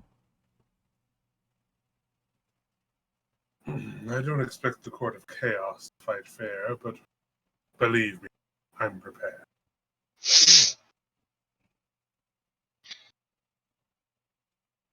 So, Go ahead. dare I ask, not that I don't think you're going to win, but since your little parlor trick does take a few days, what exactly are they going to do without you if they take you out?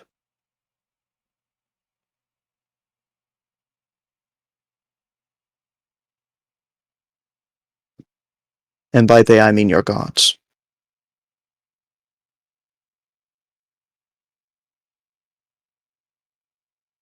I think the people have enough faith in me that I'll be able to see everything.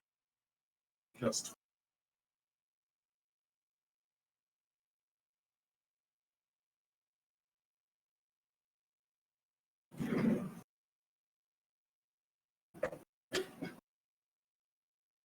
he looks eerily confident. And the way he talks about the Artemisians, it sounds almost knowing. Especially considering, to your knowledge, he has not met or seen Kieran Halloran.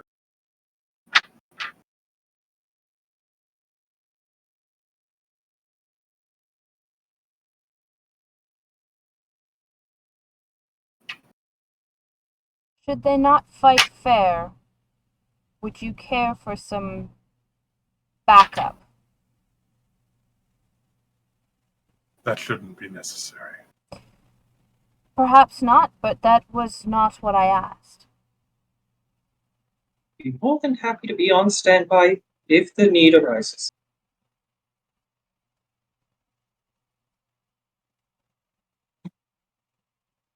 I thought you were quite hurried in your making towards the wall, but if it would please you, yes, I'd like an audience.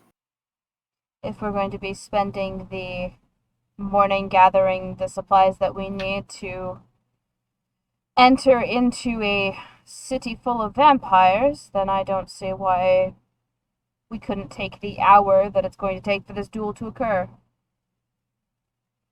Unless any of you have objections, of course. And she is looking to the rest of the party.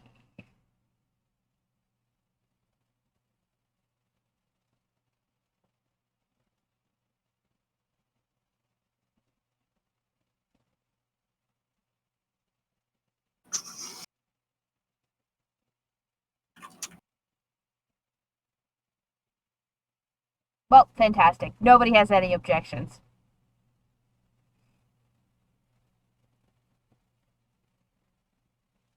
No objections on my part. Negative. Guess we'll be there to make the fight fair.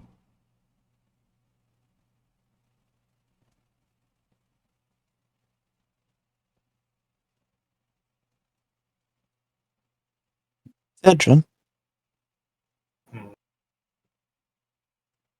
you were an elf before you turned, correct? Of course, yes. Where did you hail from?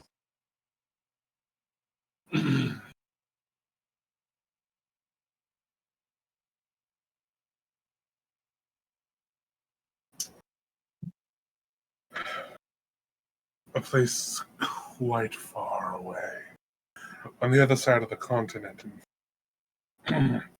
Contrary to this place, constantly covered in clouds. The sun always shone there. There were these palm trees with strange long fronds that looked nothing like the trees that you find here.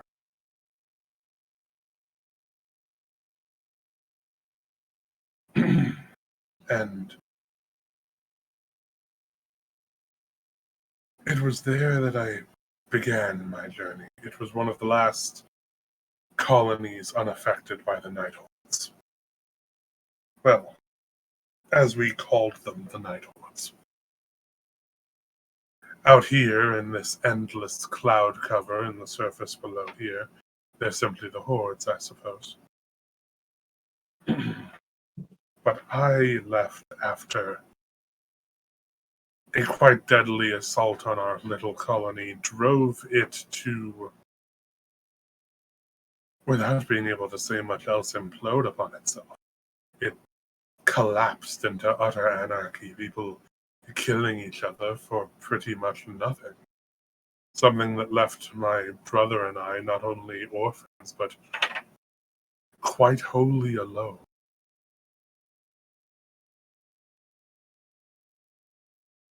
We learned to survive on our own.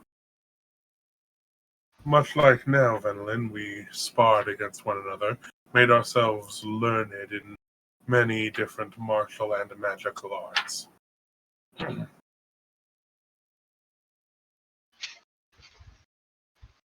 But where he decided to throw himself into engineering and building and providing for the... I decided I wanted to fight to change this world that left us the way it did.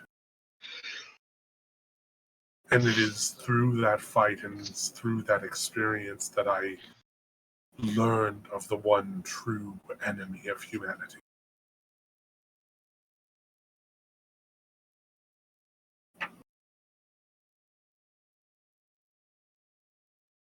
What is the one true enemy of humanity? Time, of course. I mean, you do know that death has to come for us all, right?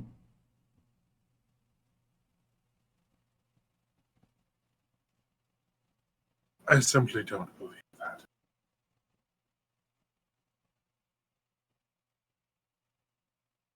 Well, I believe it can, and in many cases it does. I do not believe it has to. Is that why you seem to keep on wanting to test your immortality, then? In a way, yes.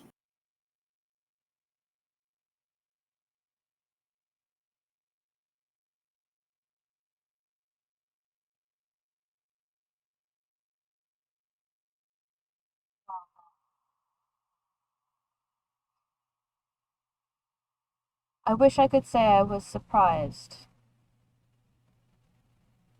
but I'm not. Immortality is something many have chased. Few, if any, have succeeded.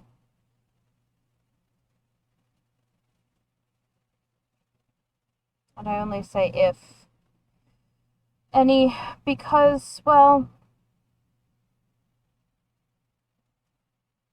you haven't died yet. Which isn't to say that you won't.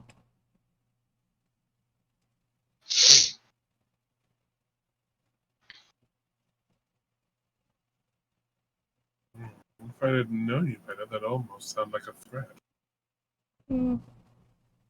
No, you see, I don't make threats. I just make promises.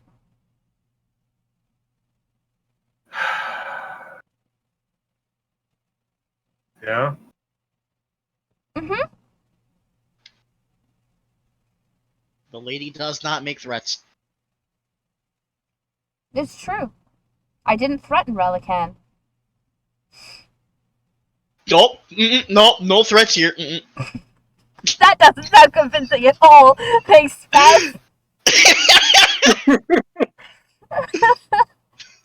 Oh my god. Even though I definitely did not threaten him. It was definitely the moment you step out of line, I'm going to kill you. Which is not a threat, it's a promise.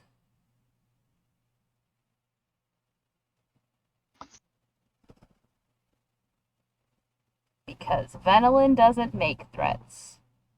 Or if she makes threats that she carries through on, so. Either way, death comes for us all. Whether you want it to or not.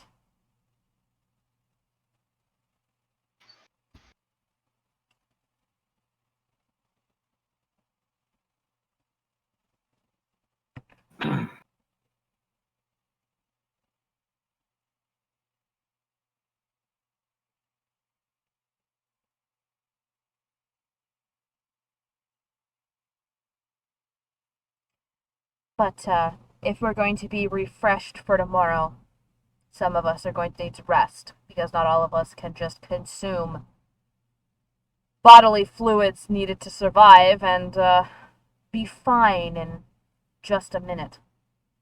I would appreciate it if you didn't phrase it in such a manner. I will phrase it however I damn well please.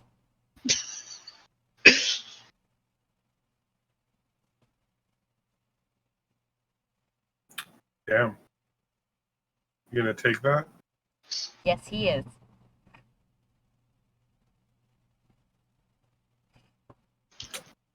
Damn, guess he is. My hands are tied. My hands are tied. I mean, you could argue with her. I don't know how well that's going to go over for you, but you could It's not. argue with her. It's not gonna go over. Oof.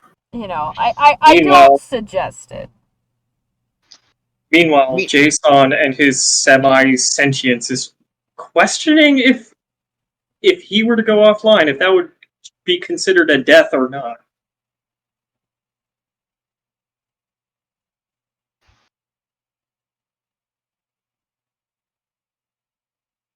Ah, yes. Machines questioning their existence. Classic machinery, off to be immersed in more society.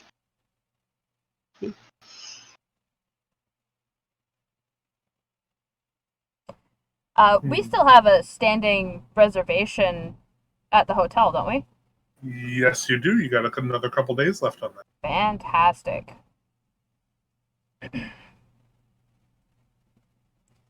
Well, gentlemen, shall we? Unless, of course, you have any other questions for our good Lord Vedran here. Nope.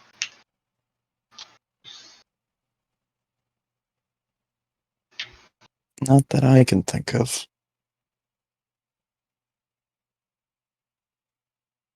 Everything I had in mind has been answered.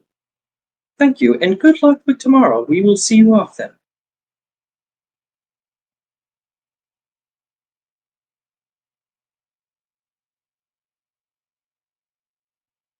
He kind of gently nods before snapping his fingers and having his armor returned to his person. It's going to be an interesting fight to watch tomorrow.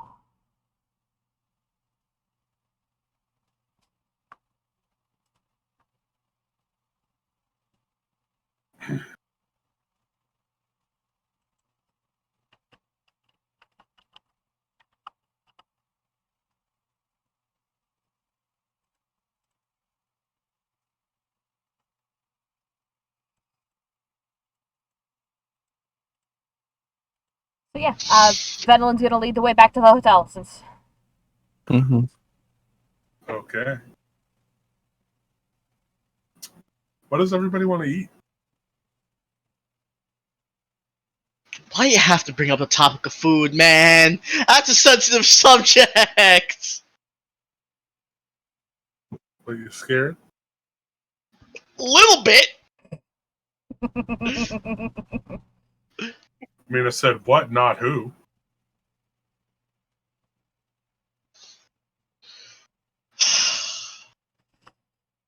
And you.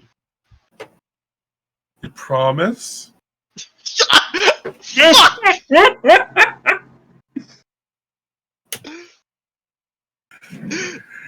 Yes, Vaz?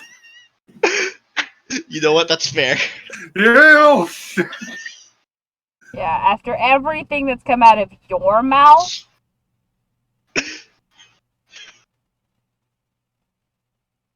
Eat that shit, you motherfucker.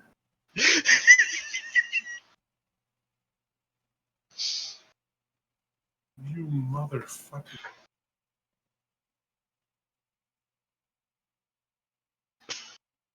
Oh. You fucking Doom 3. No, we're not doing this now.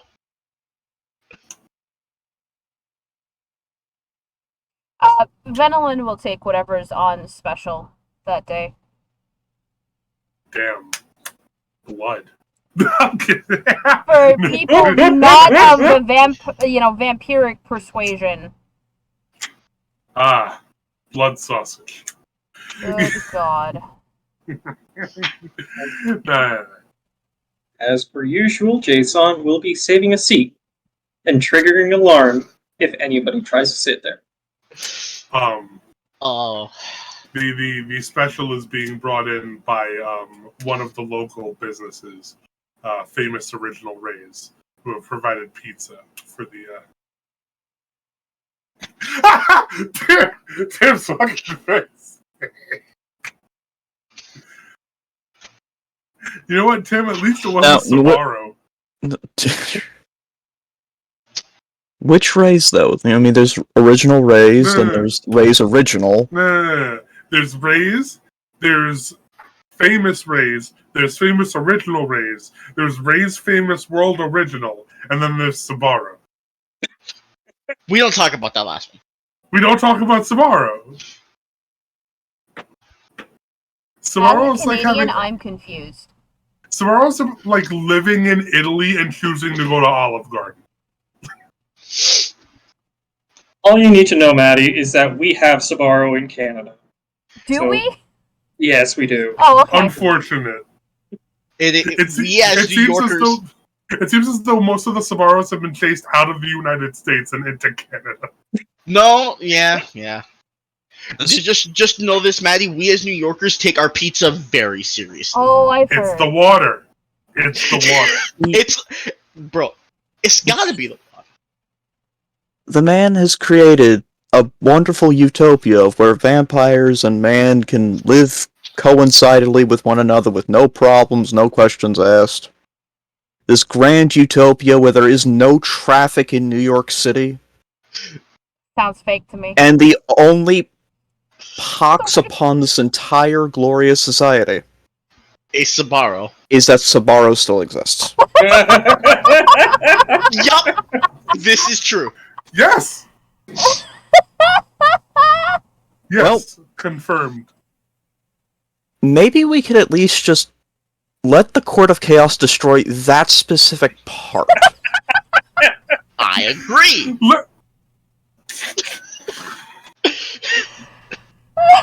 Just let the Court of Chaos destroy Sbarro, and then they can die. Yup, mm-hmm. I feel like that's not how that works. But okay. Court of Chaos, Sbarro's probably their top pick. Oh man, the Court of Chaos still has Dominoes in the Feywilds.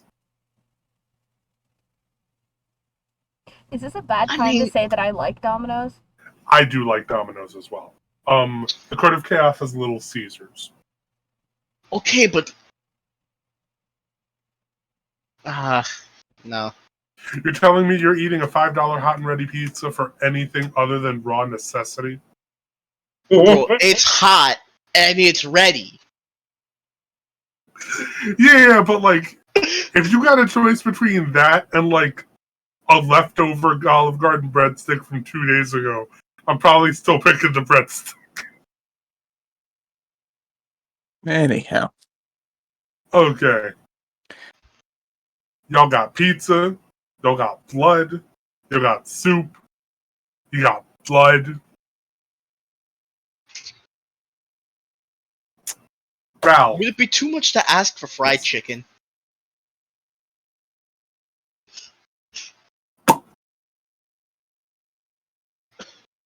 I think that's your answer.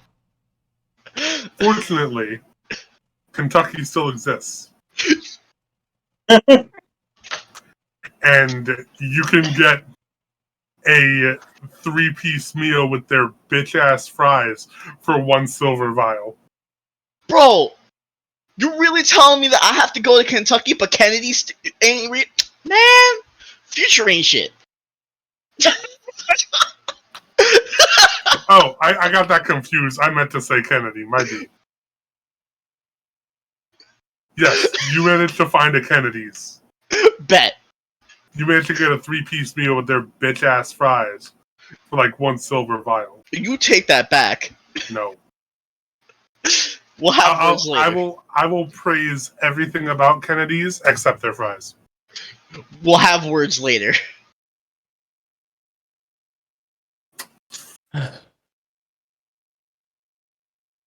There's been a fly running around my room since we started streaming, like the second we started streaming, and I swear I'm in that one Breaking Bad episode right now.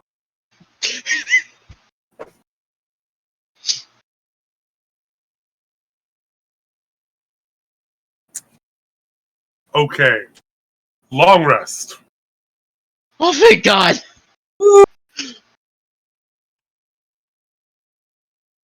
Foot bolt. Footbolt. My spells are back as good as they are. Ah, yes. Killer Queen will have already touched that Artemisian. Stop it. See, you say Killer Queen, and I know you're making a JoJo reference, but I'm over here sitting here thinking, you mean the song by Queen? 17. Dynamite with a laser beam. Guaranteed to blow your mind anytime! Okay.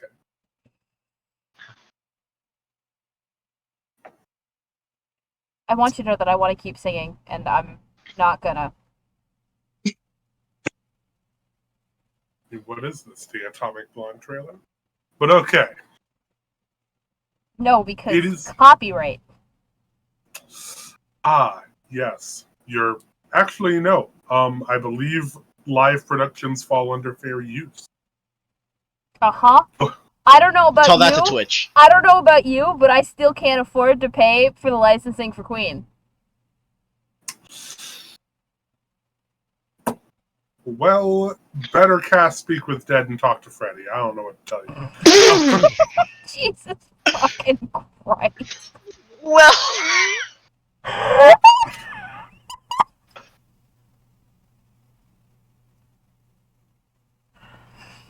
Oh, fuck. Yeah? Nope. Anyway, we take our long rest.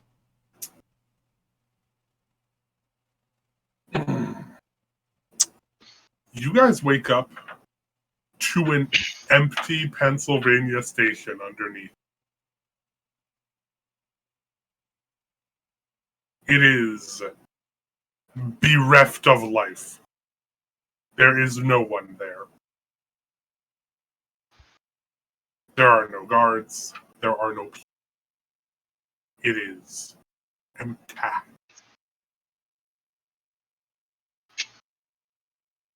Though in the very far distance, you can see a congregation of people a couple of blocks north, presumably at Times Square.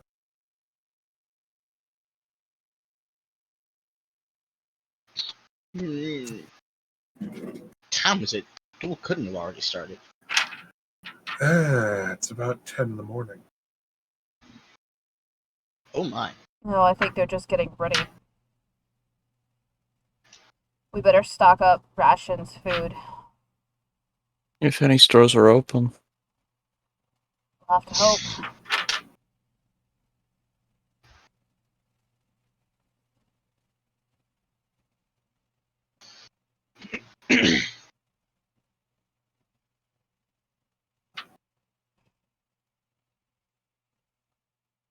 Jason's gonna go to the nearest supply shop to see if it's even open.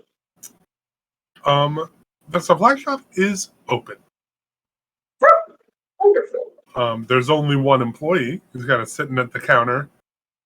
He looks very clearly nervous. However, he is ready to serve if he can.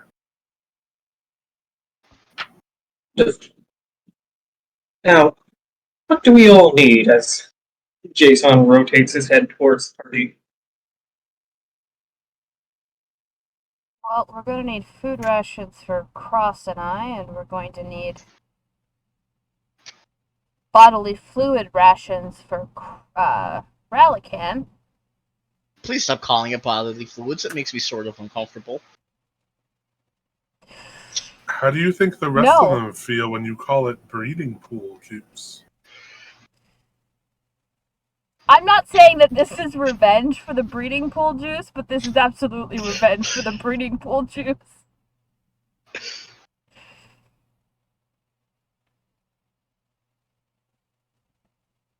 I make one slime joke.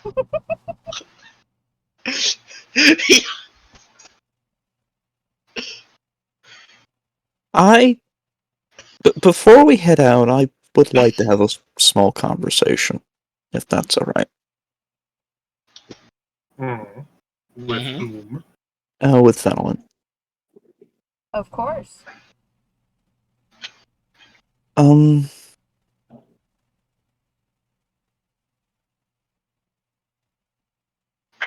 We've been traveling for a while now, Fenelon, and I've been trying to get a read on how you feel about certain things, but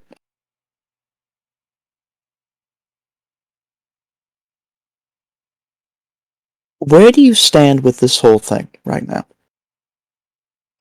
I feel like you might need to be a little bit more specific.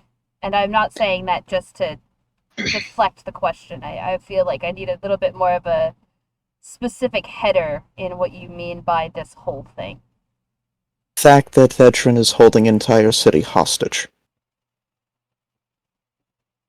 I don't know. Not a fan of it. Don't like that his death could spell out the death of thousands. Just in the city and below as well.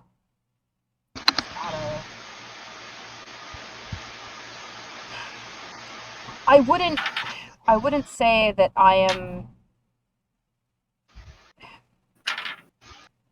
not a good person. I have done bad things to get what I want. But I have never done something like this. It doesn't sit well with me. However, when you live on the surface for as long as I did, you start to realize that you don't always get what you want. And sometimes you don't even get what you need. You're just left dealing with a house that you can't upkeep by yourself, and a legacy to hold on to that you don't know what to do with, no one to guide you.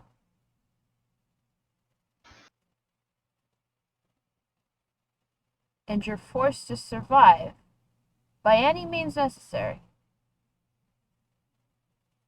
Any. Somebody asks you to kill their rival because they're in your way. Sometimes you gotta do it. Why?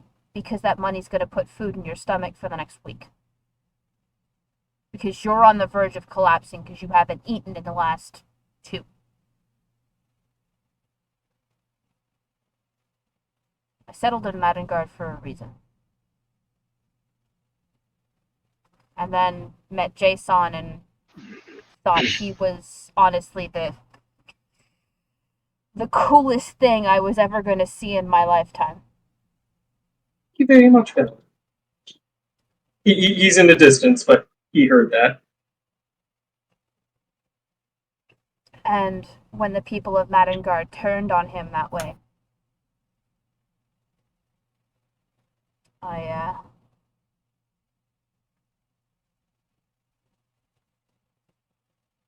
wasn't going to stand for it.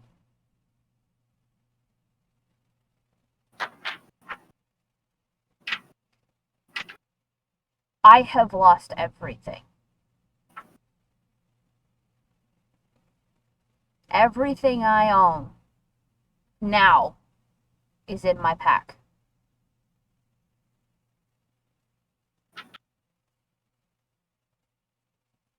Mm.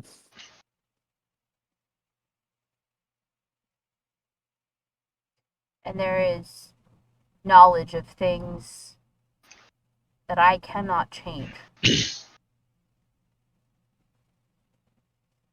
And if I stay in one place too long and think about it, it'll destroy me.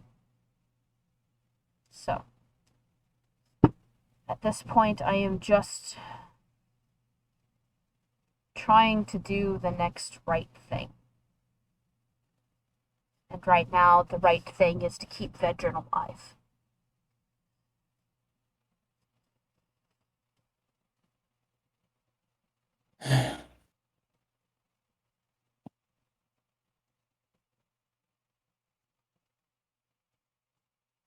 I was thinking.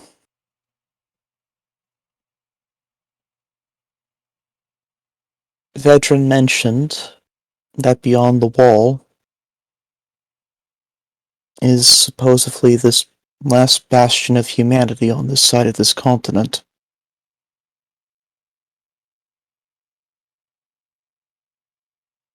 Perhaps, and this is a big if, maybe we can recruit their help to save as many people as we can before the price of his death rings toll on everyone.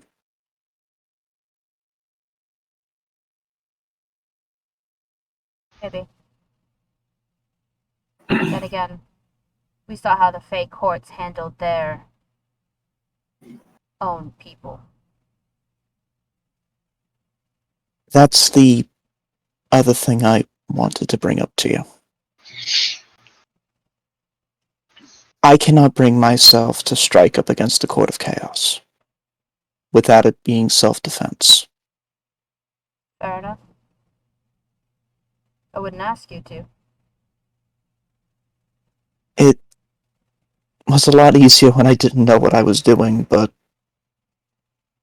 now that I remember, it's a lot harder. You understand? Of course. Like I said, I wouldn't ask you to do anything that would compromise who you are. Just because I am willing to compromise who I am does not mean you need to as well.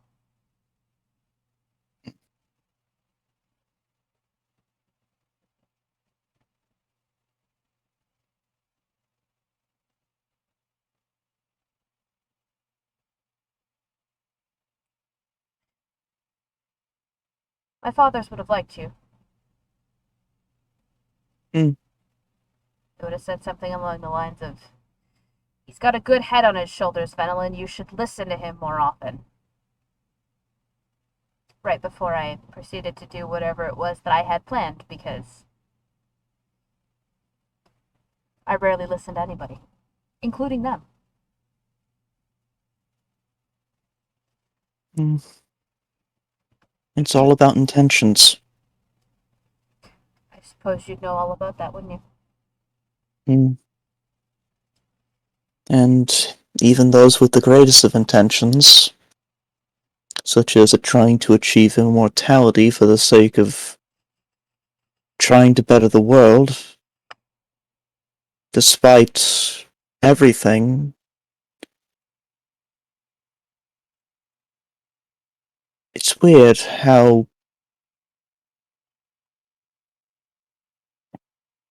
all of this good that he's created, and yet it does not outweigh the bad.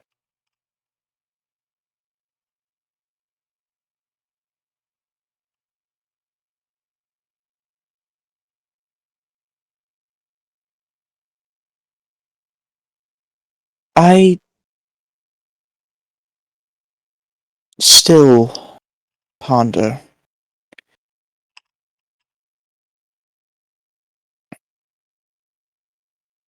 But whatever it is that is keeping him going, we know where it is. Yes. And we know what it does. Which is why he needs to stay alive. till we can figure out another solution. Hmm.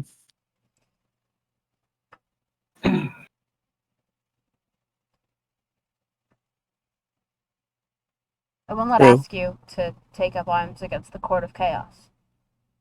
But if they're going to try and cheat in an honorable duel, I'm not going to let that stand.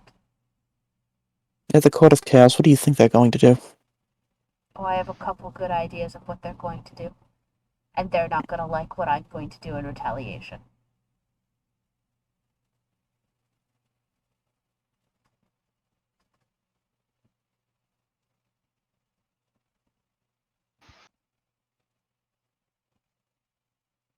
The Court of Chaos is in the wrong.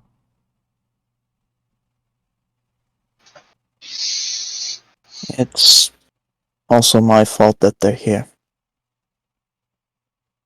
I wouldn't say They that. came here looking for me. Yes, but they found you, and then they proceeded to determine that the city must fall anyway. That is no longer on you, and that is no longer your fault. That is their misguided intentions.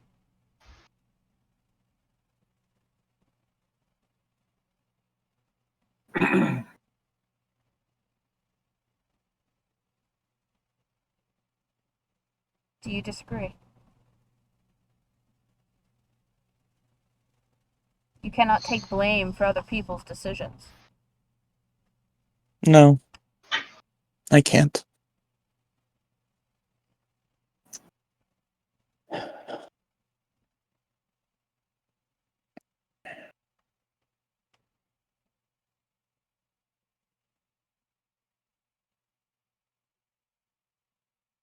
Just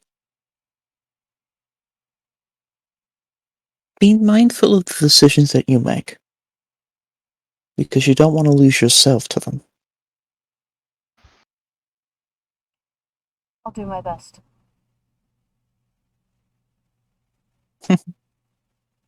And that's all I can promise.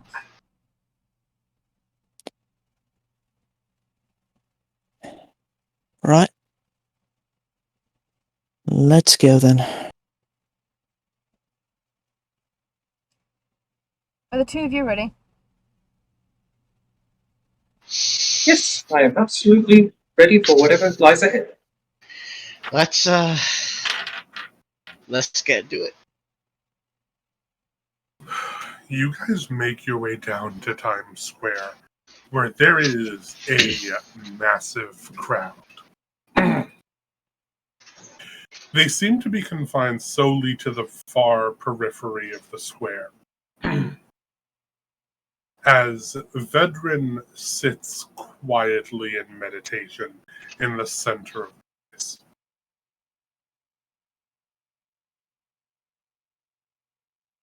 You can hear varying commotions from people talking to cheering to crying to praying, stomping on the ground.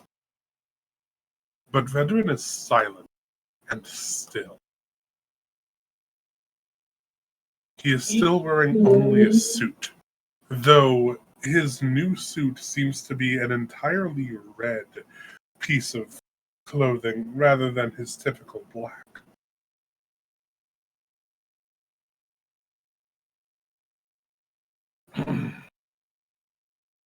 Oh god, we're doomed to become a red shirt. It. I mean, you say that, but I was thinking more along the lines of, it's so the bad guys can't see me bleed. That too! Hopefully they wore their Me- brown pants. I was actually thinking it was a blood shirt. Just a shirt of blood. Finally, one of you catching my fucking drift. Finally, one of you is picking up what the fuck I'm putting down in this goddamn campaign! Wait, did I actually guess it right?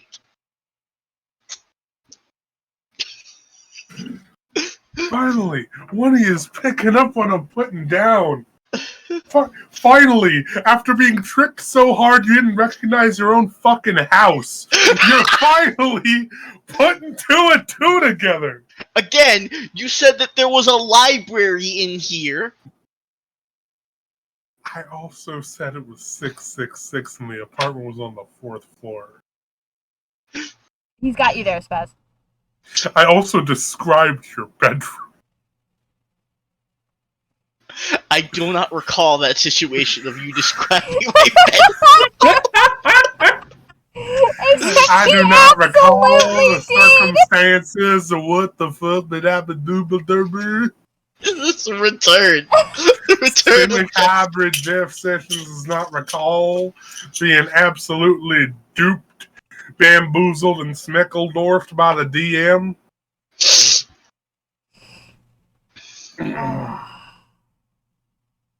Oh man, Heath would kill me for that southern drawl. If Heath is watching, I'm pretty sure he is going to kill you. Yes, I look forward to your DM, Heath.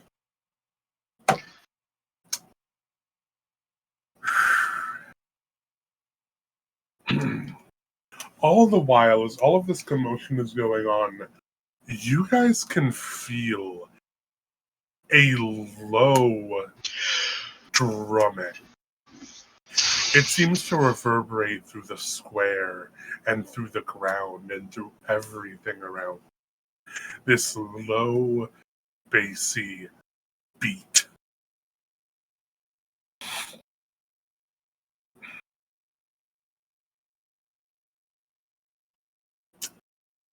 I'll need an insight check from the entire party. Duly noted. I got an 11. I got a 4. No, that's in line with your character somehow, I feel. I got a 6. Cross save us. 26. There it is! Is There. that a nat Okay. 20? No. Jesus Christ. If you got more than a 10, you realize that this low thrumming sounds an awful lot like a heartbeat.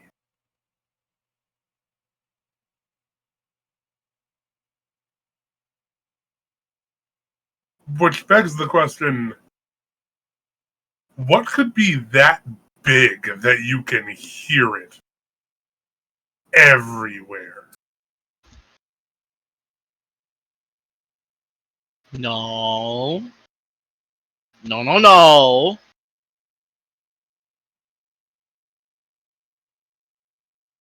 We're not having him come back. Having who come back? What are you talking about? Get Nella here, out of here. What? No. What the hell? Nella here's been banished to his throne world, at least for a while. Okay, good. Then why I would don't bring know. I him back. don't know. It's not like I am there's a scared forest either 2 way. blocks away. See, I was about to be lulled into a false sense of security, and then you said that shit. And now I'm just,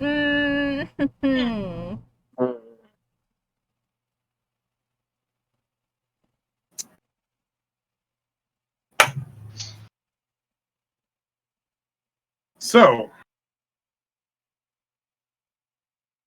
you guys have a choice here. You can stay and wait the about maybe another hour until this is about to start, or you can spend that hour investigating.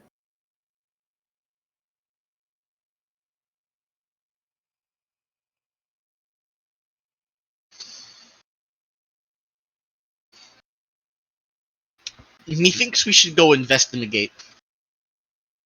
yeah, I'm of the same inclination.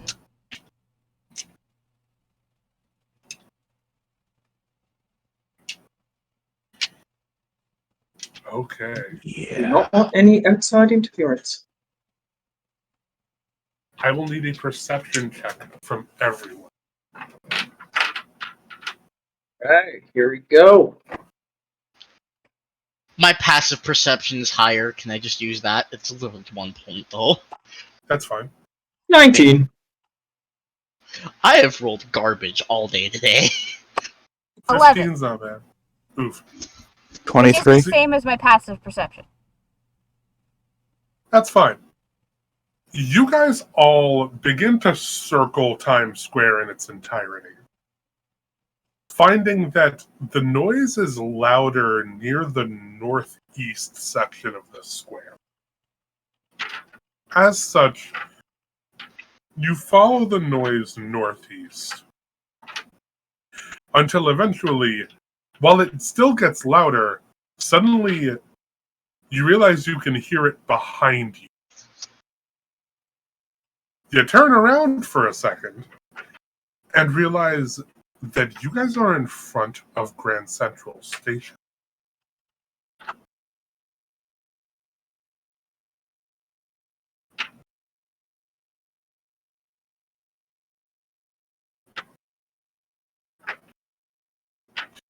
Grand Central Station is still guarded, but nowhere near with the intensity that it was when Vedran was dead. There's only 2 guards at the door, and when they see you guys, knowing that you guys are welcome, they immediately step back from the door, allowing you entry, if you so desire. Is something wrong? I think so.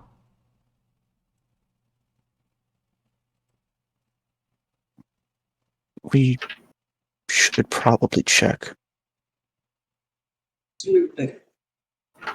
That or he's nervous. Possible.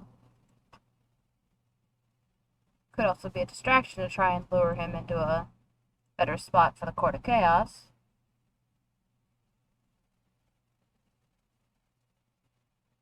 So we'll investigate. And find out for him.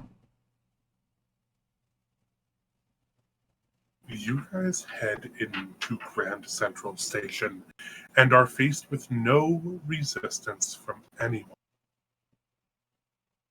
It appears that in your absence, Vedran has spoken to the guards and spoken of his good rapport with you. And as such, as you progress deeper into the recesses of his most secure stronghold, even more so than his castle, you find 0 resistance from any of the guards on your way down. You make your way into the final door to his atrium. And you can see that the faint purple light that normally illuminates this room is instead red.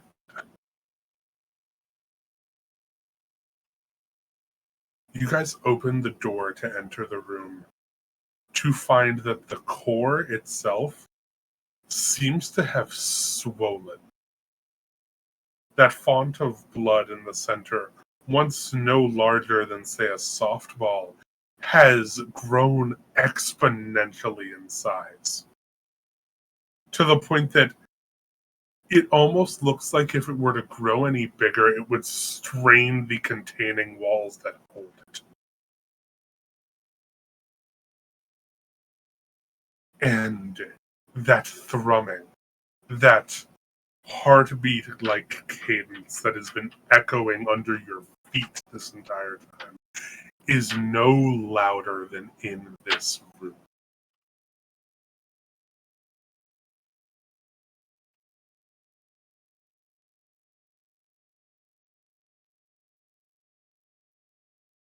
Why is that so big?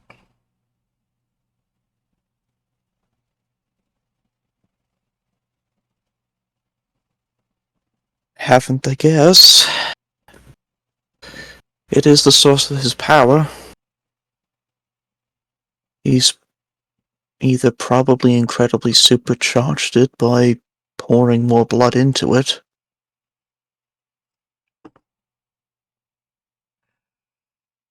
Or something has gone horribly, horribly wrong. Given that no one seems to be panicking or trying to stop it, I'm going to have to go with the first option.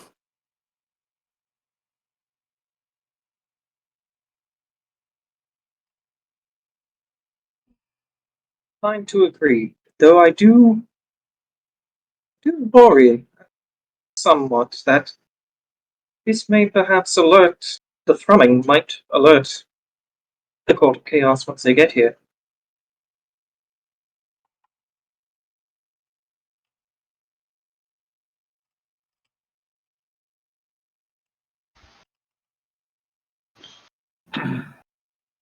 Is that other V here? V6 is here. He seems to be sitting in the chair in front of the control panel, sort of poring over the various security monitors.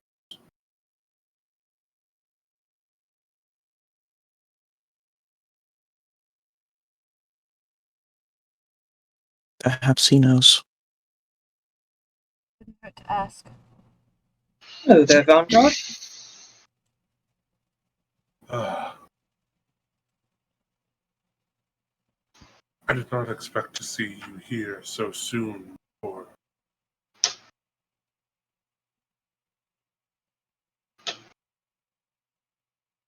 Well, we are here as...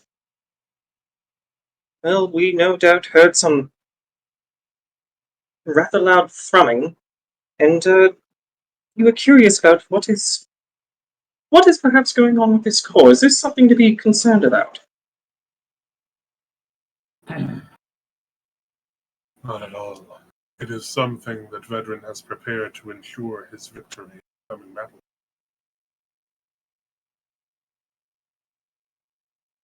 Oh. So, in a sense, he is, I guess, charging some inherent power?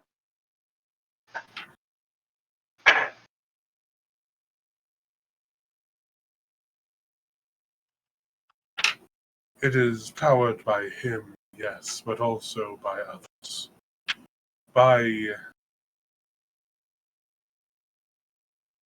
I suppose you would call it a collective belief. I hate to hazard the phrase, the power of hope, but something like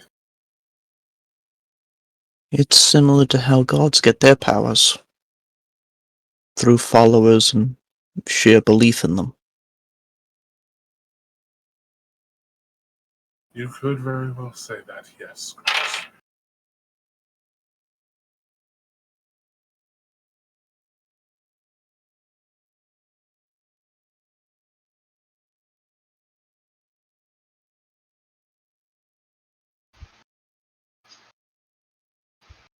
Will it hold?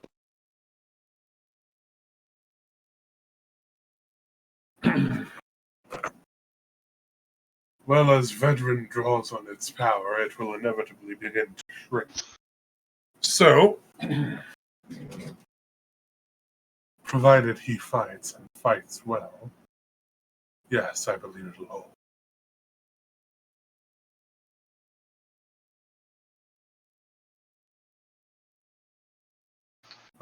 They're arriving now. And you see him like flip a couple of knobs and pull up one of the main monitors. It kind of like superimposes it along the glass wall to show that tree that had grown outside the police precinct in Farron's escape suddenly begin to grow rapidly. It grows and grows until it towers over anything that isn't one of the skyscrapers. until suddenly splitting open, as though finally cracked from old age. And out of the oak's maw come 4 figures, whom you immediately recognize as the Artemians.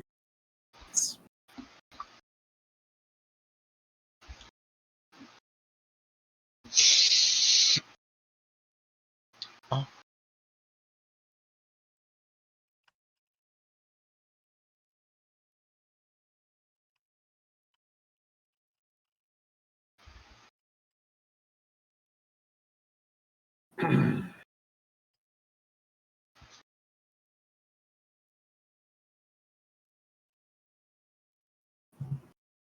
Well, I guess it's time. Indeed, it seems. Perhaps we should keep a watchful eye on. Go over and keep a watchful eye on them to ensure that they do not have any tricks up their sleeves, so to speak. Yes. I'm in agreement.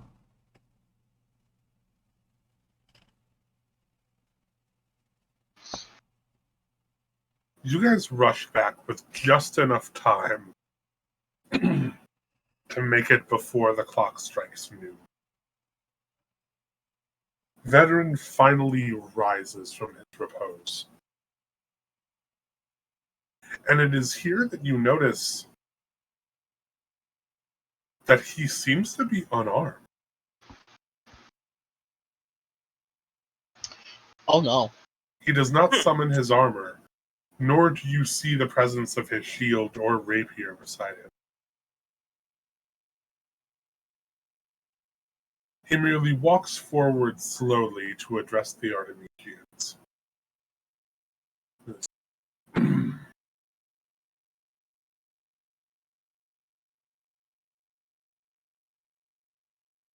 Artemians, defenders and enforcers for the Court of Chaos, I bid you welcome to the city of New Manhattan.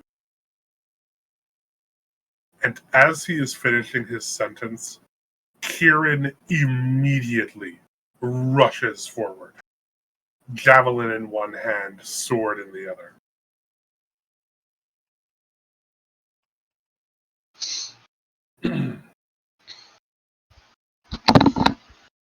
Oh no.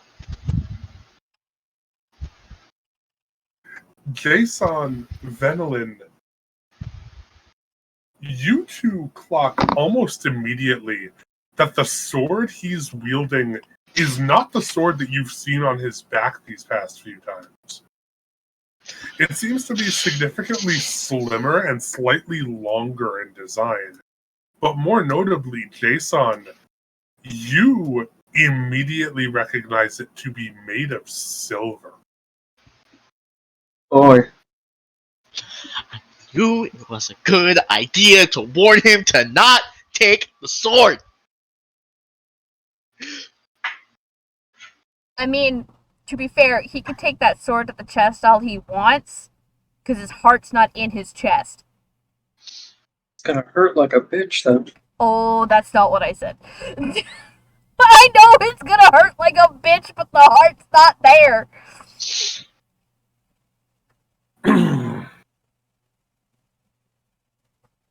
And you watch as Veteran opens his arms. Kieran simply lunges forward into him, burying this sword in his stomach and javelin in his neck. No. And you can see the insides of his abdomen start to turn to ash around the wound, when suddenly you hear... Don't knock your microphone over Yeah. again, Alex. No, this is my other one. It's hooked up to my mixer. It's not dislodging. Uh-huh.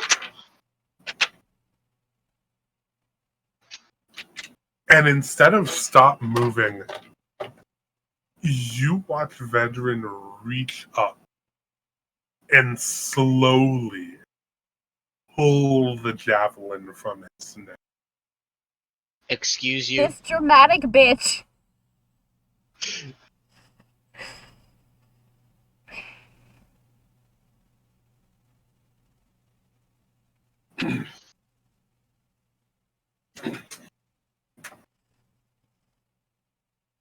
He then, while he's still got this sword stuck in his guts, grabs Kieran by his chest plate and just soars straight up. Uh-huh.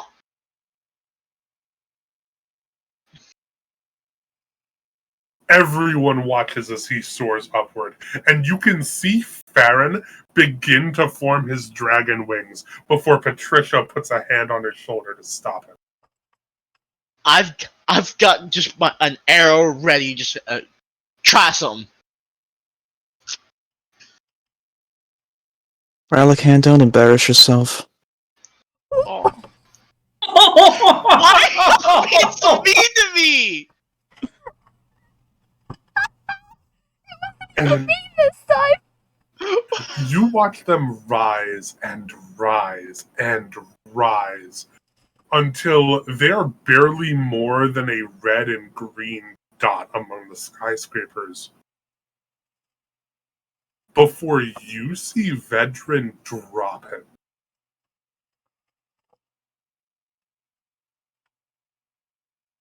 Are we about to watch Kieran get splatted at terminal velocity? I kind of really hope we're about to see Kieran get splatted at terminal velocity. I'm inclined to agree. Why do I have a feeling that that would just be too easy? Because it would. Mm-hmm. Because it would. And it is at that point that Farron pushes past Patricia and breaks out into his dragon form, flying up to catch him. Okay.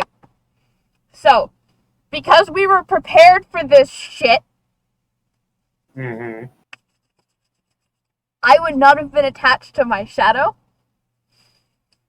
And it would have been ready to teleport me within range of them immediately. Uh-huh. Because this has been a consistent thing with me the entire time. Yeah. Talk to me. Alright, so Venolin is going to appear right next to him as he turns into the dragon, and she is just going to get up on his back and crouch crouch on his head, holding on to one of, I don't know, a scale or a horn or something, a protrusion of some kind. Uh-huh. And she's just gonna yell, "Land! Or you will face death. Do not interrupt an honorable 1v1 because you believe that your champion is dying."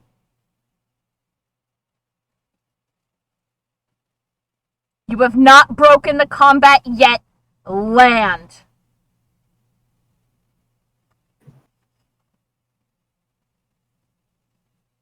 If Jason sees any sign of a struggle here, he's got V5 at the ready.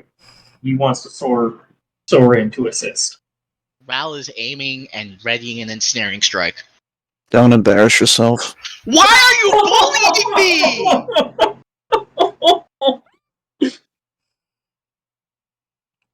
Because you're talking about ensnaring striking a dragon that has already raffle stomped you before. And I'm sorry.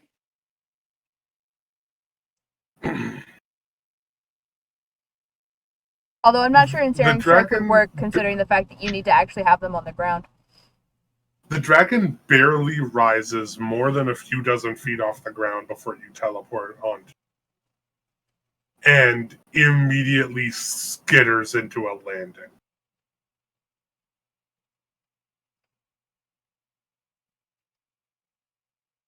And you guys watch as Kieran's body plummets to the ground.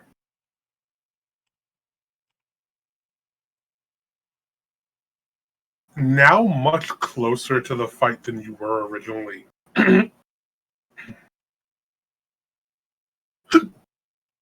Oh, come the fuck up.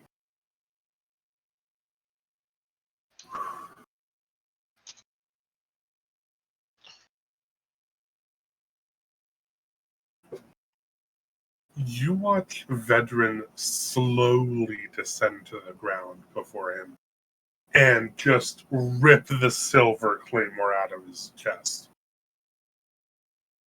The parts of his chest that had turned to ash, you watch blood slowly bubble forth from outside of them, wash over them, and it immediately begins to heal around them. With each progressive wave of blood washing over it, you can feel the thrumming in the ground grow ever louder. And he is still holding Kieran's javelin.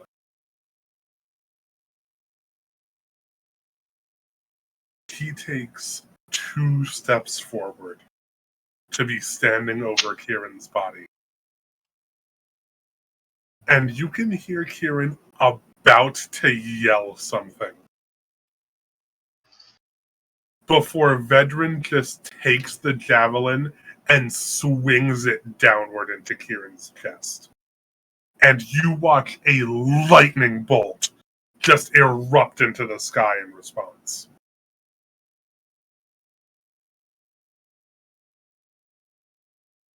And he looks down at Kieran and then back up at the rest of the Artemisians and says, "Next." At which point, Vanillin would get off the dragon. At which point, we're going to call things for the night.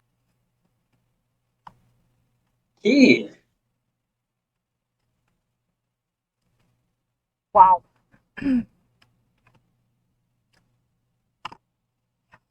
Mind you, Kieran held off Nella here with his bare hands.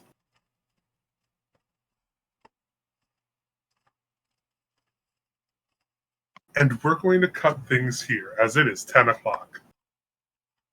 Of course, calls to action. We'd love to thank our sponsor for the night, D&D Beyond. That is D, the letter N, D, Beyond.com.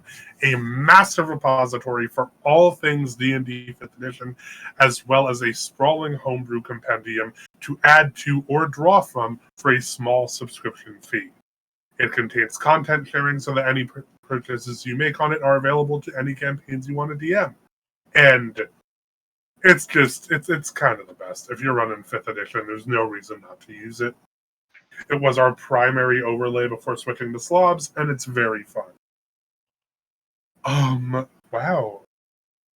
You will be able to catch our head DM Heath on Monday, which is our next streaming day, for Season 2 of the Troubleshooters, I believe, correct? Any idea what's going on there, Maddie? Whoops! Ha! I didn't have session Thursday, so I couldn't ask my 2 players who are in Monday night's game. Fair enough. Tuesday, we got World at War, right? Yes. World at War. Dope shit. It's going to be fun. Wednesday. We have anything going on Wednesday? Or is Not Wednesday yet. still open? It's coming. It's coming. We got a DM working on something, but we're always looking for, more DMs who want to run a one-shot on our platform or any such thing. But we got something in the pipeline that's good. Mm-hmm. Thursday, Maddie's over here, is streaming a Knight's Ransom. What's going on in a Knight's Ransom at the moment? They just got attacked by a pack of velociraptors. Jurassic Park Velociraptor sound effect here. Friday, we all get some well-deserved R&R. And Saturday, we will be right back here where we will see how the party and the Artemisians respond to what has just taken place. Thank you all so much for coming and watching. And remember, wash your hands, wear a mask, get vaccinated, be kind to one another, and roar for initiative. Have a good night.